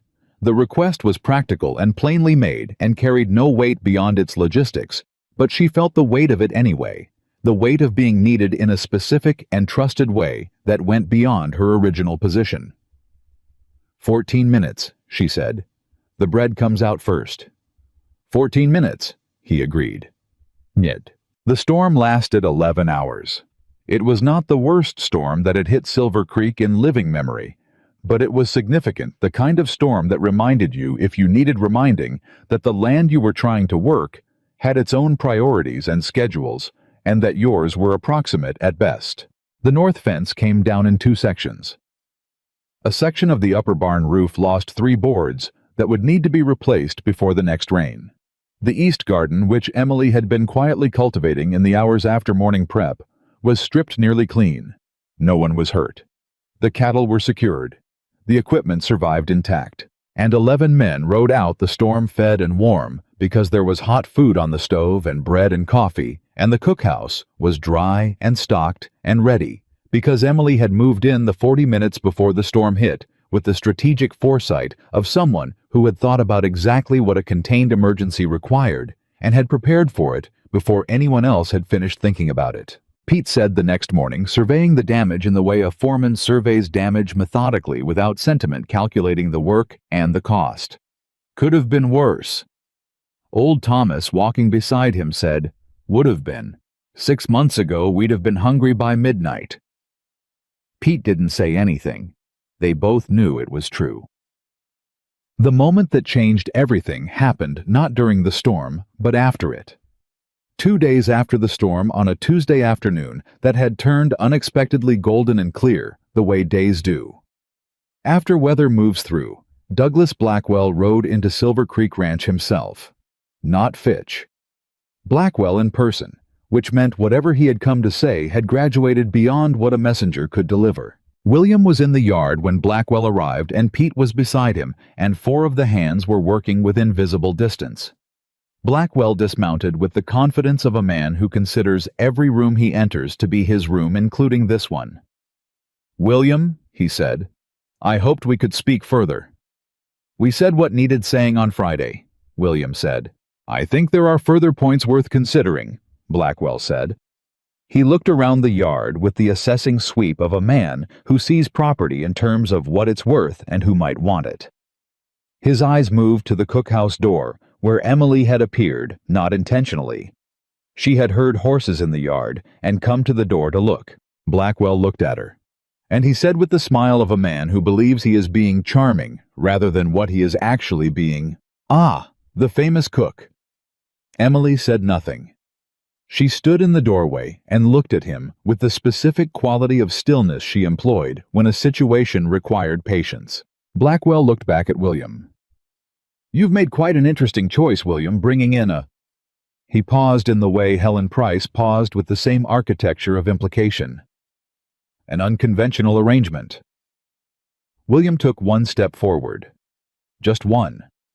But it was a particular kind of step, the kind that closes distance in a way that has nothing to do with proximity and everything to do with intention. He said, "I'm going to stop you there." Blackwell's smile held, but it held the way things hold when the structure supporting them has been compromised. "Miss Carter is the cook and manager of this household," William said. "She runs this kitchen with more competence and more integrity than anyone I've employed in 11 years. She is here because she does her job exceptionally well, and for no other reason that is anyone's business but mine." He paused. "If you came out here to use her to get leverage on me, Douglas, you have wasted a ride." The yard was very quiet. Pete was watching. The four hands were watching. Old Thomas had come around the side of the barn and was watching. Jacob had stopped what he was doing. And Emily stood in the doorway of the cookhouse and watched William Anderson stand in the middle of his own yard and defend her in the plainest and most precise language available to him, with no audience in mind and no calculation behind it. Just the simple and absolute refusal to allow something indecent to stand in his presence. Blackwell recovered some composure. He shifted the conversation back to the land dispute, which was, William noted, considerably less confident territory than it had been on Friday. They spoke briefly. William's position had not moved. It did not move. Blackwell rode out 15 minutes later with nothing he had not arrived with. The yard exhaled. Pete looked at William. He didn't say anything. He just nodded once, the way men nod when something has been done correctly. Old Thomas went back around the side of the barn. Jacob stood very still for a moment and then went back to the fence post he had been working on. William turned toward the cookhouse. Emily was still in the doorway. She had not moved, and on her face was an expression he had not seen before. Not the careful, controlled steadiness she wore as a matter of practice. Something underneath that. Something younger and more unguarded, the face of a woman who has been defended not for strategic reasons or social obligation, but simply because the man doing the defending could not have done otherwise. He walked to the cookhouse door. He stopped a foot from where she stood. He looked at her, and she looked at him, and neither of them said anything for a moment. Then she said, "You didn't have to do that." "Yes," he said, "I did." She looked at him. Her eyes were doing something careful that he recognized as a woman managing the distance between what she felt and what she was prepared to show. She said quietly, "William?" He said, "Emily." And that was all either of them said. But something had shifted irrevocably, without ceremony, without the large dramatic gesture that stories about this kind of thing usually required. In the ordinary doorway of a working ranch cookhouse on an afternoon that smelled like clean air after rain, with the sound of a fence post being driven into the ground 30 yards away, and a horse blowing softly in the barn, something had happened between them that both of them now knew had happened. He stepped back. She looked at her hands. "Supper at 6, she said. "I'll be there," he said. He walked back to the yard. She went back to the stove. And inside her chest, something that had been held still and quiet and carefully managed for a very long time began slowly and without her full permission to move. She went back to the stove. And inside her chest, something that had been held still and quiet and carefully managed for a very long time began slowly and without her full permission to move. She did not sleep well that night. She lay in the narrow bed in the cook's quarters, behind the main house, and stared at the ceiling, and told herself with some firmness that what had happened in the cookhouse doorway that afternoon was not what it felt like. That it was a practical man doing a practical thing. That William Anderson had defended her reputation because her reputation reflected on his ranch and his judgment, and that was the whole of it, and she would be a fool to read anything more into it than that. She was very convincing. She did not convince herself. The problem was the way he had said her name. Emily. One word. No sentence around it. No purpose. It was serving just her name in his voice. In that particular moment, the way you say something when it's the only true thing available, and everything else would be less. She had heard her name said many ways in 24 years. She had never heard it said quite like that. She rolled onto her side. She thought about what Maria had told her in the first week that William Anderson was a good man. She had believed it then in the way you believe information from a reliable source. She believed it now in the way you believe things you have seen with your own eyes over enough time to be certain. Good men had not historically solved the particular problem of Emily Carter. Good men looked at her with decency and fundamental respect and chose someone else. She had made her peace with that, or she had built something that functioned as peace and had stopped examining the foundation too closely. What she had not accounted for was a good man who looked at her, not past her, not through her, not at the idea of her usefulness, but at her directly, the way William looked at everything that mattered to him on this ranch, with full attention and without apology for what he saw. She told herself to go to sleep. She was up before 4. The following morning, William came in for his first coffee of the day and found her already at the stove and said, "Morning," in the usual way. And she said morning, back in the usual way. And they moved through the kitchen in the established rhythm of two people who have shared a space long enough to stop negotiating it. But it was not entirely the same. There was a new awareness in the room, not uncomfortable, not declared but present, the way a change in weather is present before the weather has technically arrived. They both felt it, and neither of them addressed it, and the not addressing of it became its own kind of conversation, layered underneath the practical one about the day's provisions and the status of the repair work on the north fence. Pete came in at 7 with the morning report, and there was a brief discussion about the fence and the barn roof and the timeline for repairs. And Emily listened to this without contributing, and William glanced at her once during it in a way that Pete, who noticed most things, filed away without comment. After Pete left, William was still standing at the table with his coffee. He said without quite looking at her, "Did you sleep?" "Some," she said. Which was technically accurate. He nodded. He looked at his coffee. "I've been thinking about the land dispute." "What about it?" "Harlan believes if we can get depositions from 3 or 4 of the older ranchers in the valley, men who were here when the original survey was done, we can make Blackwell's counter-survey look like what it is, a paid opinion." She was measuring flour. "Will those men talk? Most of them don't like Blackwell.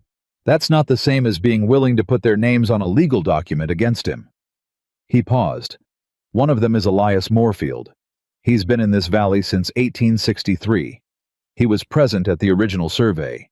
If he'll testify, the others will follow." "Will he?" William was quiet for a moment. "He and my father were friends. Whether that carries over to me, I don't know. I haven't spoken to Elias Moorfield in 3 years." She looked up then. "Why not?" He looked at her directly for the first time that morning. "Because after Clara died, I stopped visiting people who knew her. It was easier." The honesty of it landed in the kitchen, the same way his honesty always landed without announcement. Without the performance of vulnerability. Just the plain truth of a man who had decided she was someone he could say true things to. "You should go see him," she said. "I know," he said. "Soon," she said. "I know that too," he said. And then quieter, "I'm going today." She went back to the flour. "Good." He rode to the Moorfield place that afternoon, and what happened there was something William had not entirely let himself expect. Elias Moorfield was 73 years old and had the particular clarity of very old men who have stopped tolerating imprecision in conversation. He met William at the door and looked at him for a long moment and said, "Took you long enough," and stepped aside to let him in.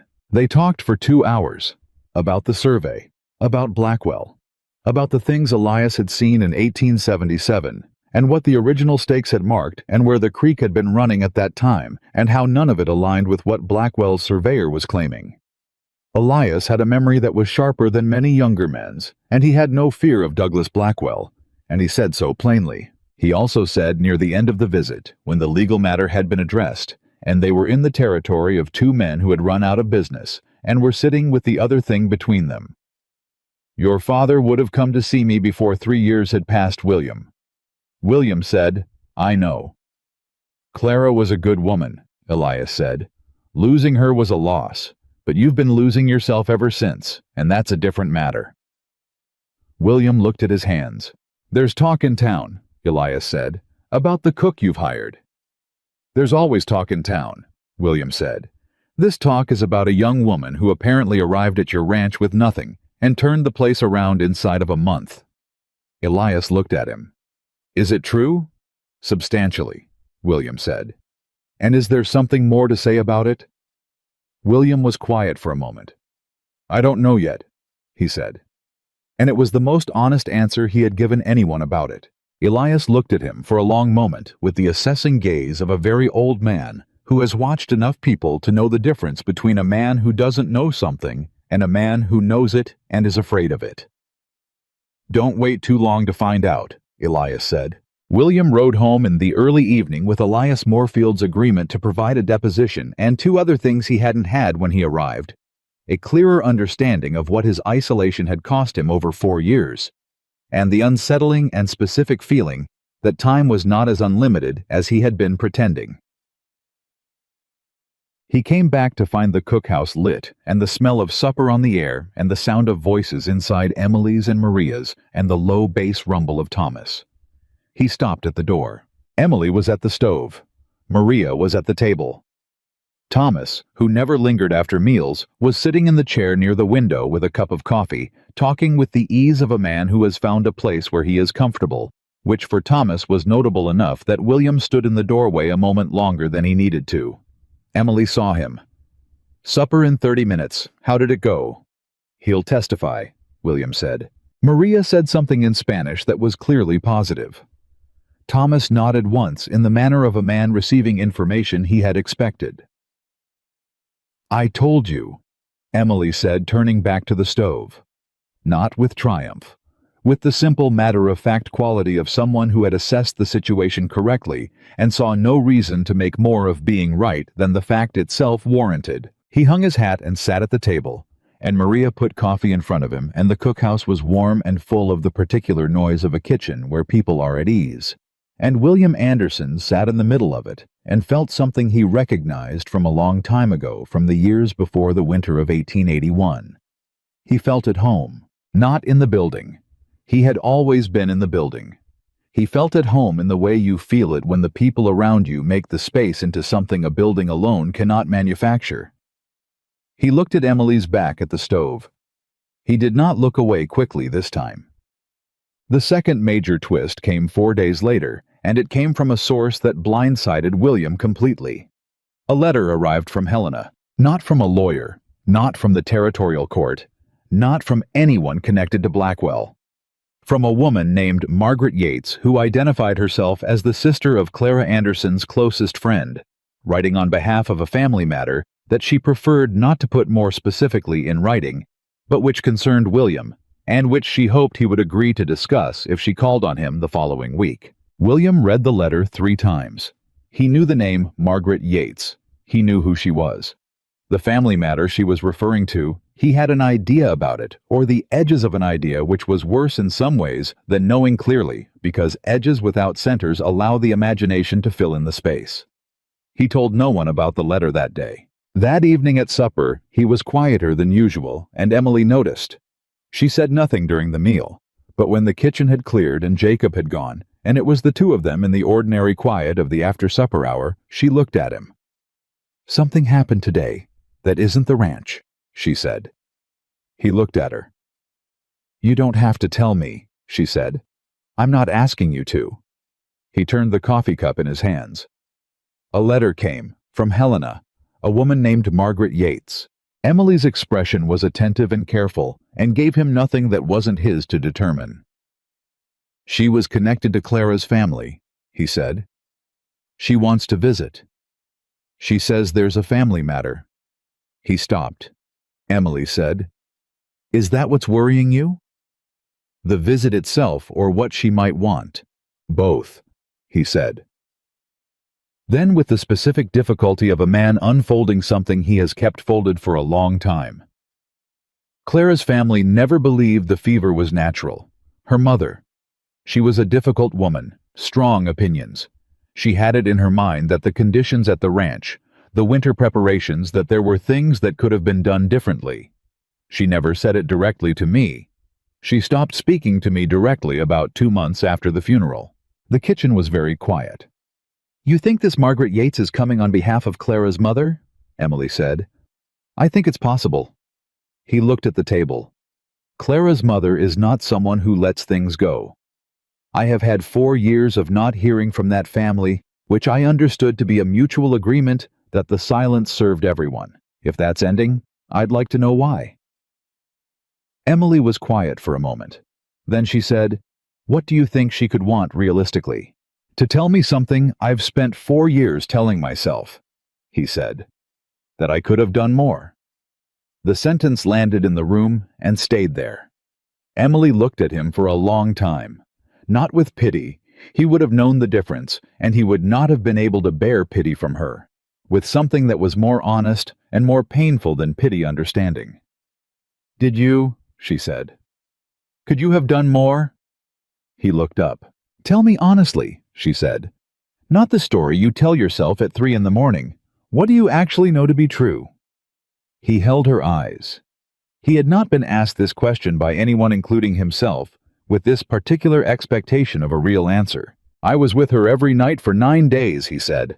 I rode for the doctor in the middle of a blizzard. I did everything the doctor told me, and 3 things he didn't think of. I kept her warm. I kept talking to her even when she couldn't hear me. His voice was steady. And she died anyway, because fevers kill people sometimes. And there is nothing in that fact that I could have changed. Emily nodded. Then Margaret Yates cannot take anything from you that is actually yours. He looked at her. She said it simply, not as comfort, as fact. He breathed once slowly. No, he said. She can't. Then let her come, Emily said. You've been carrying that family's grief on top of your own for 4 years. Maybe it's time to put some of it down. He did not say anything for a moment. Then he said, How do you do that? Do what? Take complicated things and make them that clear. She almost smiled. It was the closest she had come to smiling at him in a direct and personal way, rather than at the room in general. I grew up making decisions about food on a budget that didn't allow for anything unclear. You learn to find the actual question fast. And what's the actual question? He asked. She looked at him. For you? It's whether you're going to let the past 4 years be the rest of your life, or something else. The room was very still. He said, What do you think the something else looks like? She held his eyes. A moment passed that was longer than most moments. Something moved across her face, not the careful management she usually wore, but the underside of it, the real territory beneath the controlled surface. And what was there was feeling specific and directed and not hidden enough in this particular unguarded second. She looked away first, back at the table. I think, she said carefully, that you would know it when you let yourself see it. He looked at her profile. Her hands folded on the table, the line of her jaw. He said, Emily. She looked up. He stopped, started again. I want to say something, and I'm not certain I have the right words for it yet. Her breathing was careful. Take your time, she said. I haven't wanted anything that wasn't this ranch in 4 years, he said. Not one thing. And recently I've been wanting He stopped again. His jaw worked. He was a man who did things well and said things imperfectly, and right now he was entirely in the territory of words. I've been wanting to know that you're not going to leave. Not because of the cooking. Not because of what you do for this place. Because when you're not in it, whatever room I'm in seems to have something missing that wasn't missing before you came. The silence that followed was the kind that holds a great deal. Emily looked at him with that face he had come to know, the real one, underneath the capable and composed surface, the one that was younger and more uncertain and more full of feeling than she generally showed the world. She said, I told you once I wasn't leaving unless you asked me to. I know, he said. I'm not asking you to leave. I'm asking you to... He looked at her. I'm asking you to stay because you want to, not because it's a job. A pause. She said, William, I stopped thinking of it as just a job a long time ago. He looked at her across the table, and she looked back, and the room was very quiet and very warm, and neither of them moved. Then she said, I'm afraid. So am I, he said without hesitation. She blinked. She had not expected him to say that. He could see the small surprise of it on her face. He had not expected to say it either, which meant it was entirely true. What are you afraid of? She asked. Being wrong again about the future, he said. Wanting something and losing it. I've that particular kind of loss does something to a person that's hard to recover from. She nodded. I know about that kind of loss. I know you do, he said. And I'm afraid, she said slowly, of being someone's second choice without knowing it. Of being the practical option. The convenience. She looked at the table. I've been the convenient thing before. The useful thing. The thing that fills a need until something better presents itself.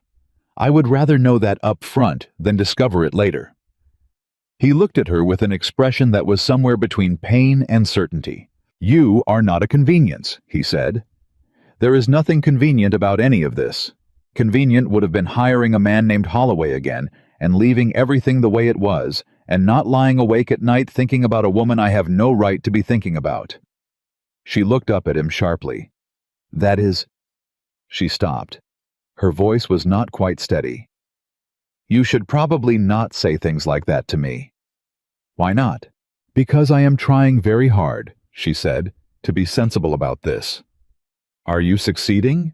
He asked. A pause, long enough to be an answer.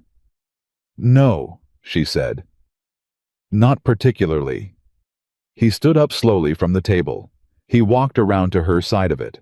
He stopped a foot from her, and she looked up at him from her chair, and he reached out and put his hand, just his hand over hers, on the table. He said, I'm not asking for anything you're not ready to give. I just need you to know that what I feel is real, and it is not convenience, and it is not about the cooking. She looked at his hand over hers. She looked at it for a long time. Then she turned her hand over so that her palm was facing up and her fingers closed around his.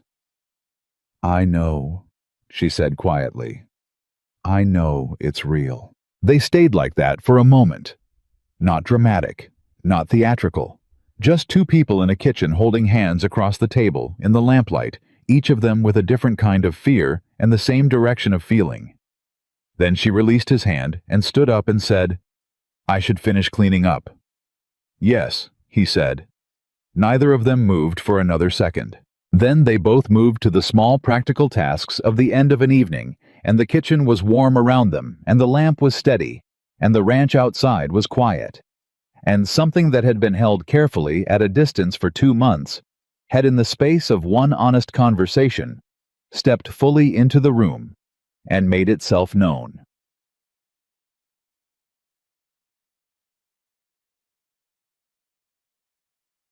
Margaret Yates arrived on a Thursday. She was 55 thin, dressed in the careful manner of a woman from a city who has put thought into what she wears to make an impression. And she arrived with the expression of someone who has rehearsed this visit and is uncertain whether the rehearsal was adequate.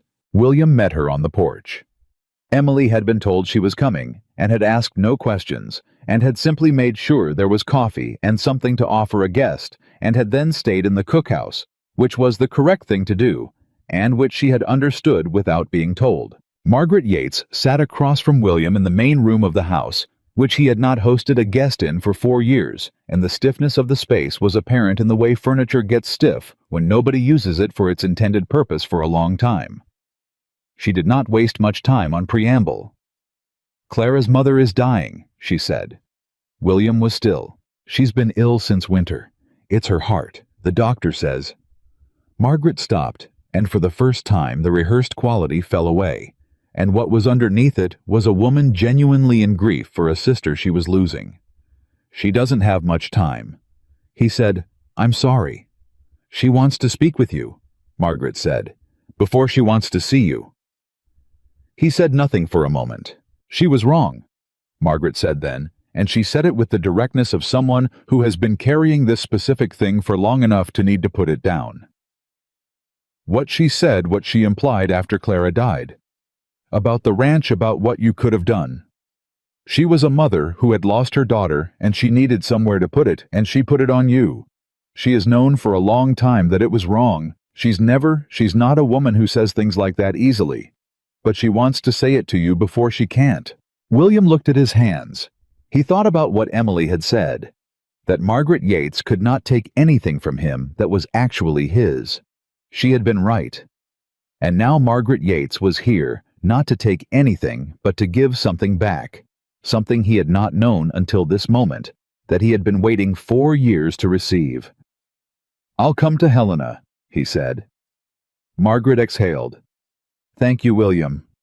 He walked her out. He watched her wagon go. He stood in the yard for a minute, and Pete came around the corner, took one look at his face, and said nothing. Sometimes Pete's particular skill was knowing when there was nothing to say. William walked to the cookhouse. Emily was at the stove.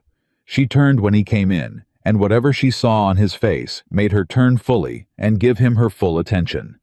He said, "She's dying. Clara's mother. She wants to see me." Emily's expression was careful and present. "Will you go?" "Yes." She nodded.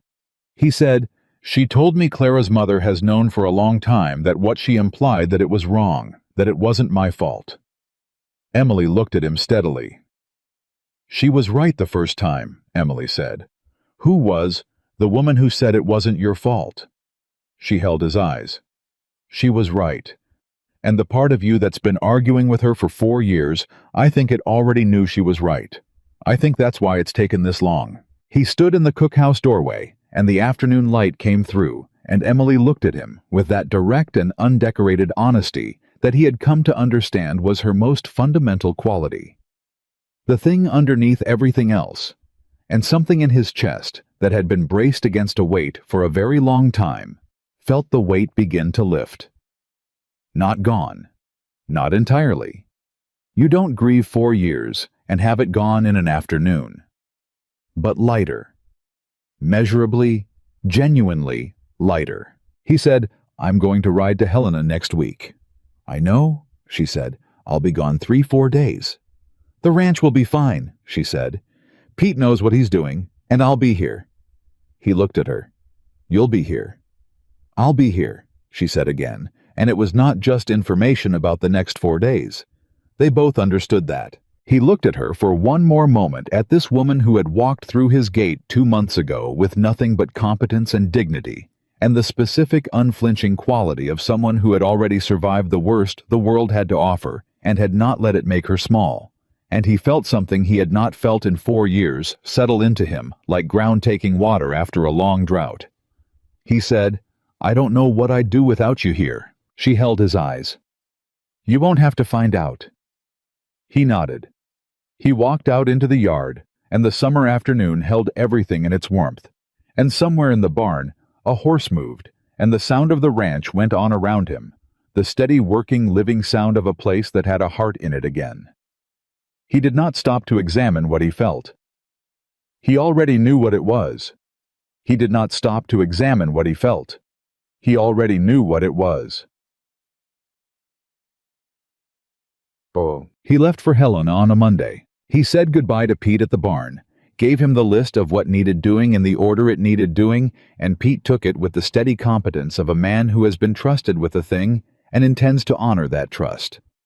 He said goodbye to Thomas, who nodded once in the way that contained everything. He said goodbye to Jacob, who said, "Safe travels, Mr. Anderson," which was the most formal thing Jacob had ever said to anyone, and which carried for that reason a weight of sincerity that a longer speech wouldn't have managed. He went to the cookhouse last. Emily was packing him food for the road she had been at it since before he was up, and what she had assembled was not the spare functional provision of someone sending a man off on necessary business, but the carefully considered, specific preparation of someone who had thought about what he would need and when, and had made sure it was right. He saw this and did not say so directly because some things named lose something in the naming. He stood at the door. "You don't need to have done all this." She looked at him over her shoulder. "I know." He came in and stood at the table. She turned and handed him the wrapped package, and their hands were briefly in contact, and neither of them commented on this. "3 days," he said. "4 at the most." "I know," she said. "Go take care of what needs taking care of." He looked at her for a moment with the particular quality of attention he had been directing at her for weeks now, the look that was no longer deniable to either of them as something more than professional regard. He said, "When I get back, I want to finish the conversation we started." She held his eyes. "I'll be here," she said, for the 3rd time. It had become between them something more than reassurance. He put on his hat. He walked to the door. He stopped. Without turning around, he said, "You are the best thing that has happened to this ranch in a very long time, Emily, and the ranch is not the only thing I mean by that." He walked out before she could answer. She stood in the cookhouse with his words in the room around her, and her hands pressed flat on the table, and her eyes closed for exactly 4 seconds. Then she opened her eyes. She went back to work, and the smile that came to her face was the kind that a person wears when they are alone and have stopped trying to manage what they feel. The 4 days without him were not quiet. The first morning, Denny Marsh cut his hand badly on a piece of fence wire, and Emily spent 40 minutes with clean cloth and steady hands, and the knowledge her father had passed on about wounds that needed pressure and wounds that needed air. And when Pete came in to check on him, she had it handled so cleanly that Pete stood in the doorway and looked at her with an expression that was somewhere between impressed and relieved. "You've done this before," Pete said. "My father's supply station was 40 miles from the nearest doctor," she said. "You learn." The second morning, the delivery wagon from town came with a substitution in the order the wrong cut of beef, cheaper grade, the kind of mistake that was either a supply error or a test to see if the cook at Silver Creek was paying attention. Emily was paying attention. She sent it back with a note written in the clean, precise hand she used for the provision log, stating exactly what had been ordered and what had arrived and what the correct item was, and the driver who had been expecting either acceptance or flustered complaint got neither. He got specificity. He took the beef back. Pete heard about this from the driver when he was in town that afternoon. He came back and told Thomas, who said nothing, but who set his coffee cup down and nodded in a way that constituted a full paragraph. The 3rd day was the one that mattered. Helen Price came to the ranch. Not with Gerald this time. Alone, which was a different thing entirely, and which communicated more than anything she could have said that this visit was personal. Emily was in the yard when Helen arrived. There was no one else nearby. Pete was out at the north pasture. The hands were distributed across the property. It was mid-morning and the yard was quiet, and it was just the two of them. Helen looked at Emily with the expression she had always worn when looking at her, the one that was just barely too composed to be called contempt, and which always left Emily with the sense of being assessed and found wanting by criteria she had not agreed to. "Miss Carter," Helen said. "Mrs. Price," Emily said. "Mr. Anderson is in Helena. He'll be back tomorrow or the day after." "I know," Helen said. "I came to speak with you." Emily waited. Helen smoothed the front of her jacket. "I am going to say something that I want you to understand is not easy for me to say." She stopped, started again. I have been unkind in what I said in town, about you and about the situation here. And I have become aware that what I said was taken further than I intended and caused you discomfort. It was not quite an apology. It was the shape of an apology with the full weight of accountability removed from it, the kind of statement a woman like Helen Price could construct that looked like responsibility without quite being it. Emily looked at her. She said, "Mrs. Price, I appreciate you coming out here to say that. It takes something to do that, and I mean it honestly." She paused. "But I want to be equally honest with you because I think you are a woman who can receive honesty. What you said in town, it wasn't just unkind. It was untrue. And the damage that untrue things do doesn't become smaller because the person who said them didn't intend the full damage." Helen blinked. She had not expected this. She had expected either wounded acceptance or aggressive rejection, and she had gotten neither. Emily said, "I have worked hard in this place. I have done my job well. I have caused no scandal and behaved with no impropriety and given no one any legitimate cause for the things that were said. And I have had to be twice as careful and twice as correct as a woman who fits the picture people have in their heads of what a woman should look like because the world is not generous to women who don't fit that picture." Helen was very still. "I don't tell you this to shame you," Emily said. "I tell you because I think somewhere in you, you know it's true. And I think you're standing in my yard because that knowledge has been uncomfortable to sit with." A long silence. Helen looked at her with an expression that Emily had not seen on her face before. Something stripped of its habitual social management, something genuinely taken aback, and underneath that something almost like recognition. "You are not what I expected," Helen said quietly. "I know," Emily said. "Most people aren't if you look long enough." Helen was quiet for another moment. Then she said, "The things I said, I will correct them. What I told people. I will say I was wrong." Emily looked at her. "That matters," she said. "Thank you." Helen Price rode back to town, and Emily watched her go, and felt not triumph, but something more complex, the particular exhaustion that comes from having stood your ground in a place where you shouldn't have had to fight for it, and having won without fully wanting to have needed to win. She went back to the kitchen. She made bread. 10. William came back on the fourth day late afternoon, riding in from the East Road in the amber light that the summer made when it was being generous. Emily heard the horse before she saw him and came to the cookhouse door and watched him ride in. He looked different, not dramatically, but there was something in the set of his shoulders that was not what it had been when he left, something slightly less braced, slightly less held. Like a man who has put down a bag he has been carrying for so long, he forgot he was carrying it. He dismounted. Pete came from the barn and took the horse. William said something to Pete quietly, and Pete nodded and took the horse inside. William walked to the cookhouse. He stopped in the door. He looked at her. "How was it?" she asked. "Hard," he said. "And necessary." He came in and sat at the table, and she put coffee in front of him without being asked and sat across from him. Clara's mother, Eleanor, she's not a woman who says she's wrong easily. But she said it. She said she was wrong, and she said she was sorry, and she meant both. I could hear it. Emily watched his face. How did it feel? Like, he stopped. Like the last few years made a different kind of sense. Not better sense, just different. Like the shape of a thing changing without the thing itself changing. She nodded. She understood that. "I went to Clara's grave while I was there," he said. I hadn't been since the burial."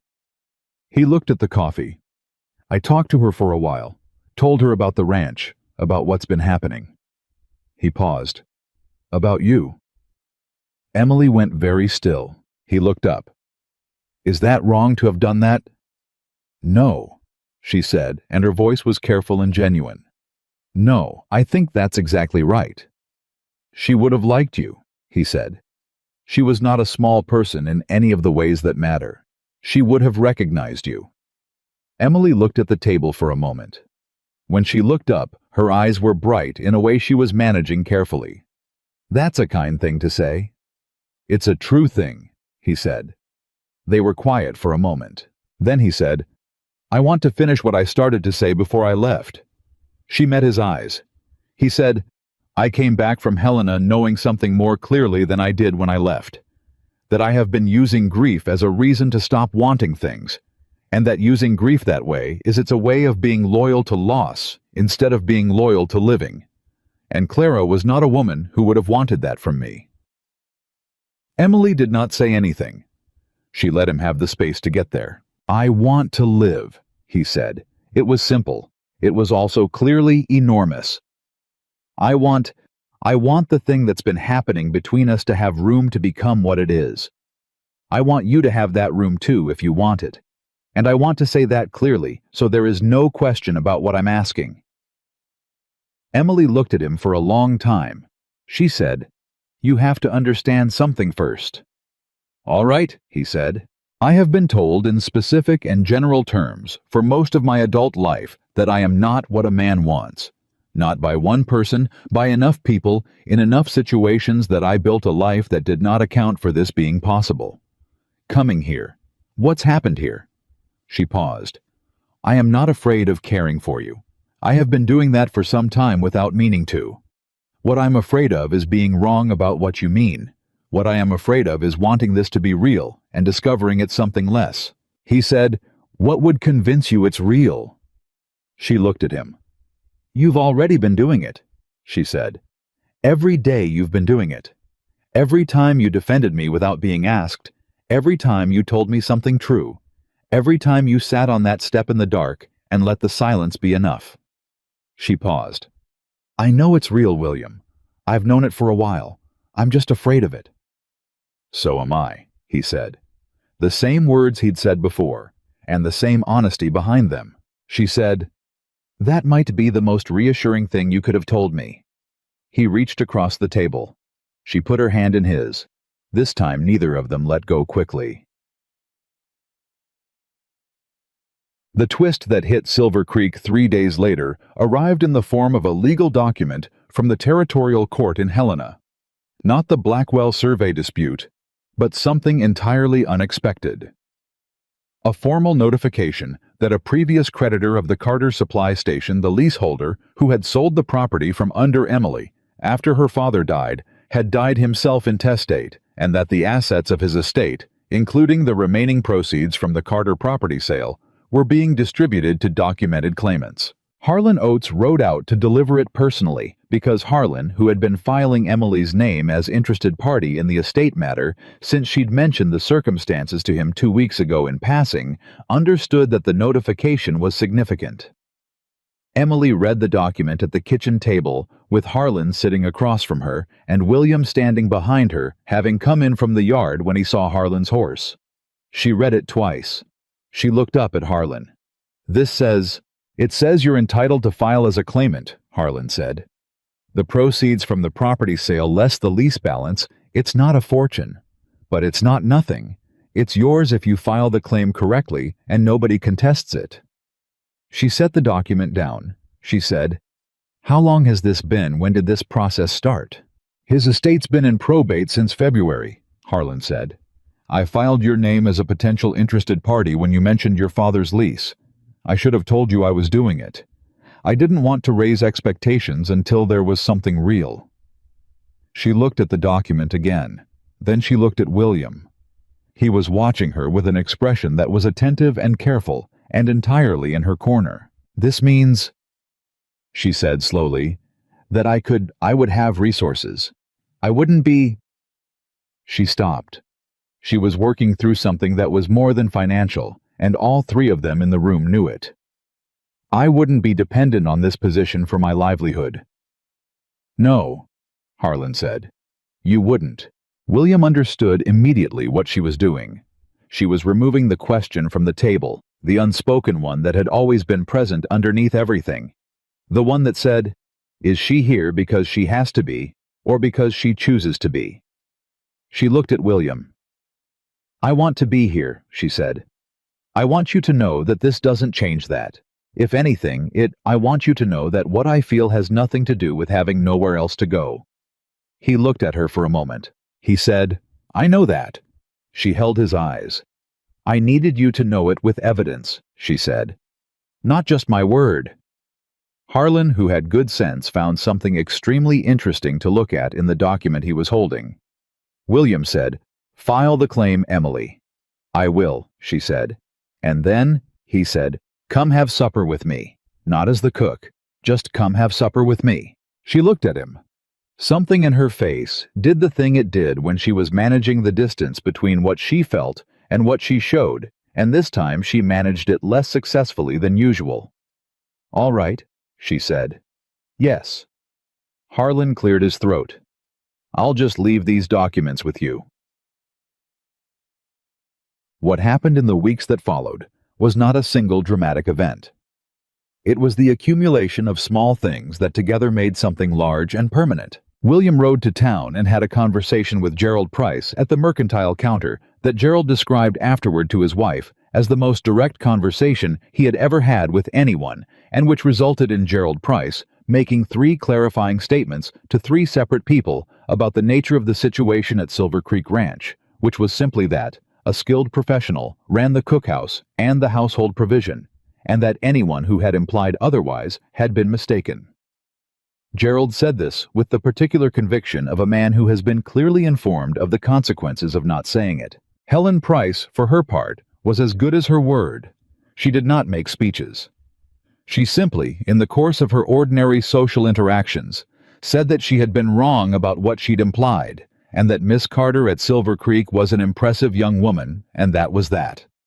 In a town like Silver Creek, Helen Price revising her opinion was an event with structural consequences. The talk did not stop overnight, but it changed direction. Elias Moorfield's deposition, combined with 2 others from men who had been present at the 1877 survey, was filed with the territorial court. Harlan Oates submitted the full documentation package. Blackwell's lawyer in Helena reviewed it, and in the way lawyers review things when the evidence is against their client, and the client is not as important as he believes himself to be, advised Blackwell that the case as constructed would not prevail. Blackwell withdrew the survey claim in the 3rd week of August. He did not come to Silver Creek to announce this. He sent Fitch with a letter. William read the letter. He folded it. He put it in the desk drawer where he kept things that were resolved. He went to find Emily. She was in the cookhouse yard talking to Jacob. Jacob was talking back, actually talking full sentences with the tentative and earnest quality of a young man who has recently discovered that he has things worth saying to people who are worth saying them to. Emily was listening with her full attention in the way she listened to everything, and Jacob was standing up slightly straighter than he had when he'd arrived at Silver Creek 6 weeks ago. William stopped a few feet away and waited until there was a natural pause in the conversation. Jacob saw him first, nodded. "Mr. Anderson," and walked back toward the barn with the quiet self-possession of someone who has been seen and was not embarrassed by it. William looked at Emily. "Blackwell withdrew," he said. She took a breath. "It's over. It's over." She stood with that for a moment. Then she said, "Your father built something worth protecting." "Yes," he said. "He did." He looked at her. "So have I," he said. "Recently." She met his eyes. She did not look away. He said, "Emily Rose Carter, I have something to ask you, and I intend to ask it plainly because I don't have a better way." Her breathing changed slightly. He said, "I want you to stay at Silver Creek, not as the cook, and not as someone who works here, but as the person this place belongs to, as much as it belongs to me. I want you to stay as my wife if you'll have me, and I want to say before you answer that I know what I'm asking, and I know what it costs a person to trust something like this after the world has given them reasons not to, and I am asking anyway, because everything in me is certain, and I am not a man who is often certain of anything." The yard was still. Somewhere in the distance a horse moved. The sound of the ranch went on around them, steady and alive, and full of the particular warmth of a place that has people in it who care about it. Emily looked at him, and on her face, for the first time in the months he had known her, there was nothing managed. No careful distance. No controlled assessment. Just the face of a woman who has been given something she stopped believing the world would give her, and who is allowing herself fully and without reservation to receive it. She said, "I have been afraid of this exact question for 6 weeks." "I know," he said. "I could tell."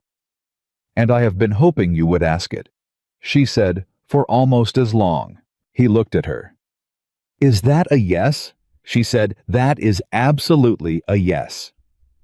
He crossed the distance between them in 2 steps, and she met him there, and he put his arms around her, the way a man holds something he has waited a long time to hold carefully and completely, and with no intention of letting go. She pressed her face into his shoulder, and he held her, and neither of them said anything, because everything had already been said.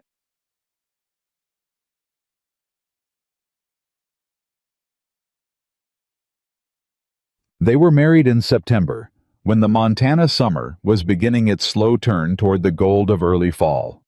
It was not a large wedding. It was not meant to be. They married in the yard of Silver Creek Ranch, because that was where everything that mattered between them had happened, and there was no church or hall that had more claim on that than the ground they'd been walking every day. Pete Callahan stood up with William.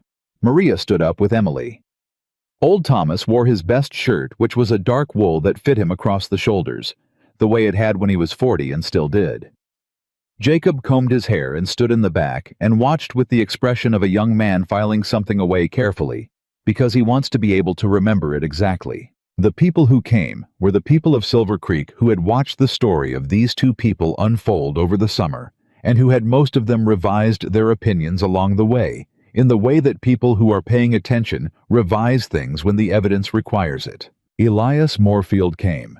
He stood near the back, leaning on his cane, and he watched William Anderson look at Emily Carter, and Emily Carter look at William Anderson. And when it was done, and they were married, Elias Moorfield said to no one in particular, "About time," which from Elias was practically a poem. Helen Price came. She sat in the second row, and she watched Emily walk through the yard in a dress that Maria had helped her make, and that fit her, the way clothes fit when someone has made them with actual knowledge of the person, rather than a general idea of what a person should be. And Helen's expression was complicated in the way the expressions of people are when they are witnessing something they had almost prevented and are aware of it. She did not say anything that day that required courage. She had already said the things that required courage. Today she just watched, and the watching was its own kind of accounting. The night after the wedding, when the guests had gone, and the yard was quiet, and the ranch settled into itself in the ordinary dark of a September evening, William and Emily sat on the front porch. Not the back step where they had first sat together. The front porch. Together side by side, looking out at the road. He said, "What are you thinking?" She was quiet for a moment. "I'm thinking about the day I walked up that road." She nodded toward the gate. "I was so hungry I could barely think straight. My shoes had a hole in the left sole. I had $11 and some change and no idea what was going to happen next. And now," he said. She looked at the road for a moment. Then she looked at him. "Now I'm home," she said. He put his arm around her. She leaned into him in the way a person leans when they have stopped calculating the risk of leaning and have decided that some things are worth falling into. They sat like that in the dark for a long time on the front porch of Silver Creek Ranch, in the particular quiet of a place where the work is real and the people are honest and the food is made with love, which is the most basic and the most profound thing that a place can be, and which this place was now entirely and permanently because of what had walked through its gate on a summer morning with $11 and a hole in her left shoe, and the particular kind of courage that doesn't announce itself, but simply keeps moving forward. The road stretched out in the dark. There was nothing on it tonight that needed to arrive. Everything that mattered was already here. And in the cookhouse that Emily Carter had turned into the beating heart of Silver Creek Ranch, the stove had gone cold for the night, but only for the night, because in the morning it would be lit again, and there would be coffee, and there would be biscuits with cold butter and a hot oven, and there would be men who came to the table because they wanted to be there. not because they had nowhere else to go. And the sound of all of it would fill the Montana morning, the way it had every morning for months now. The sound of a place that had been brought back from the edge of emptiness by a woman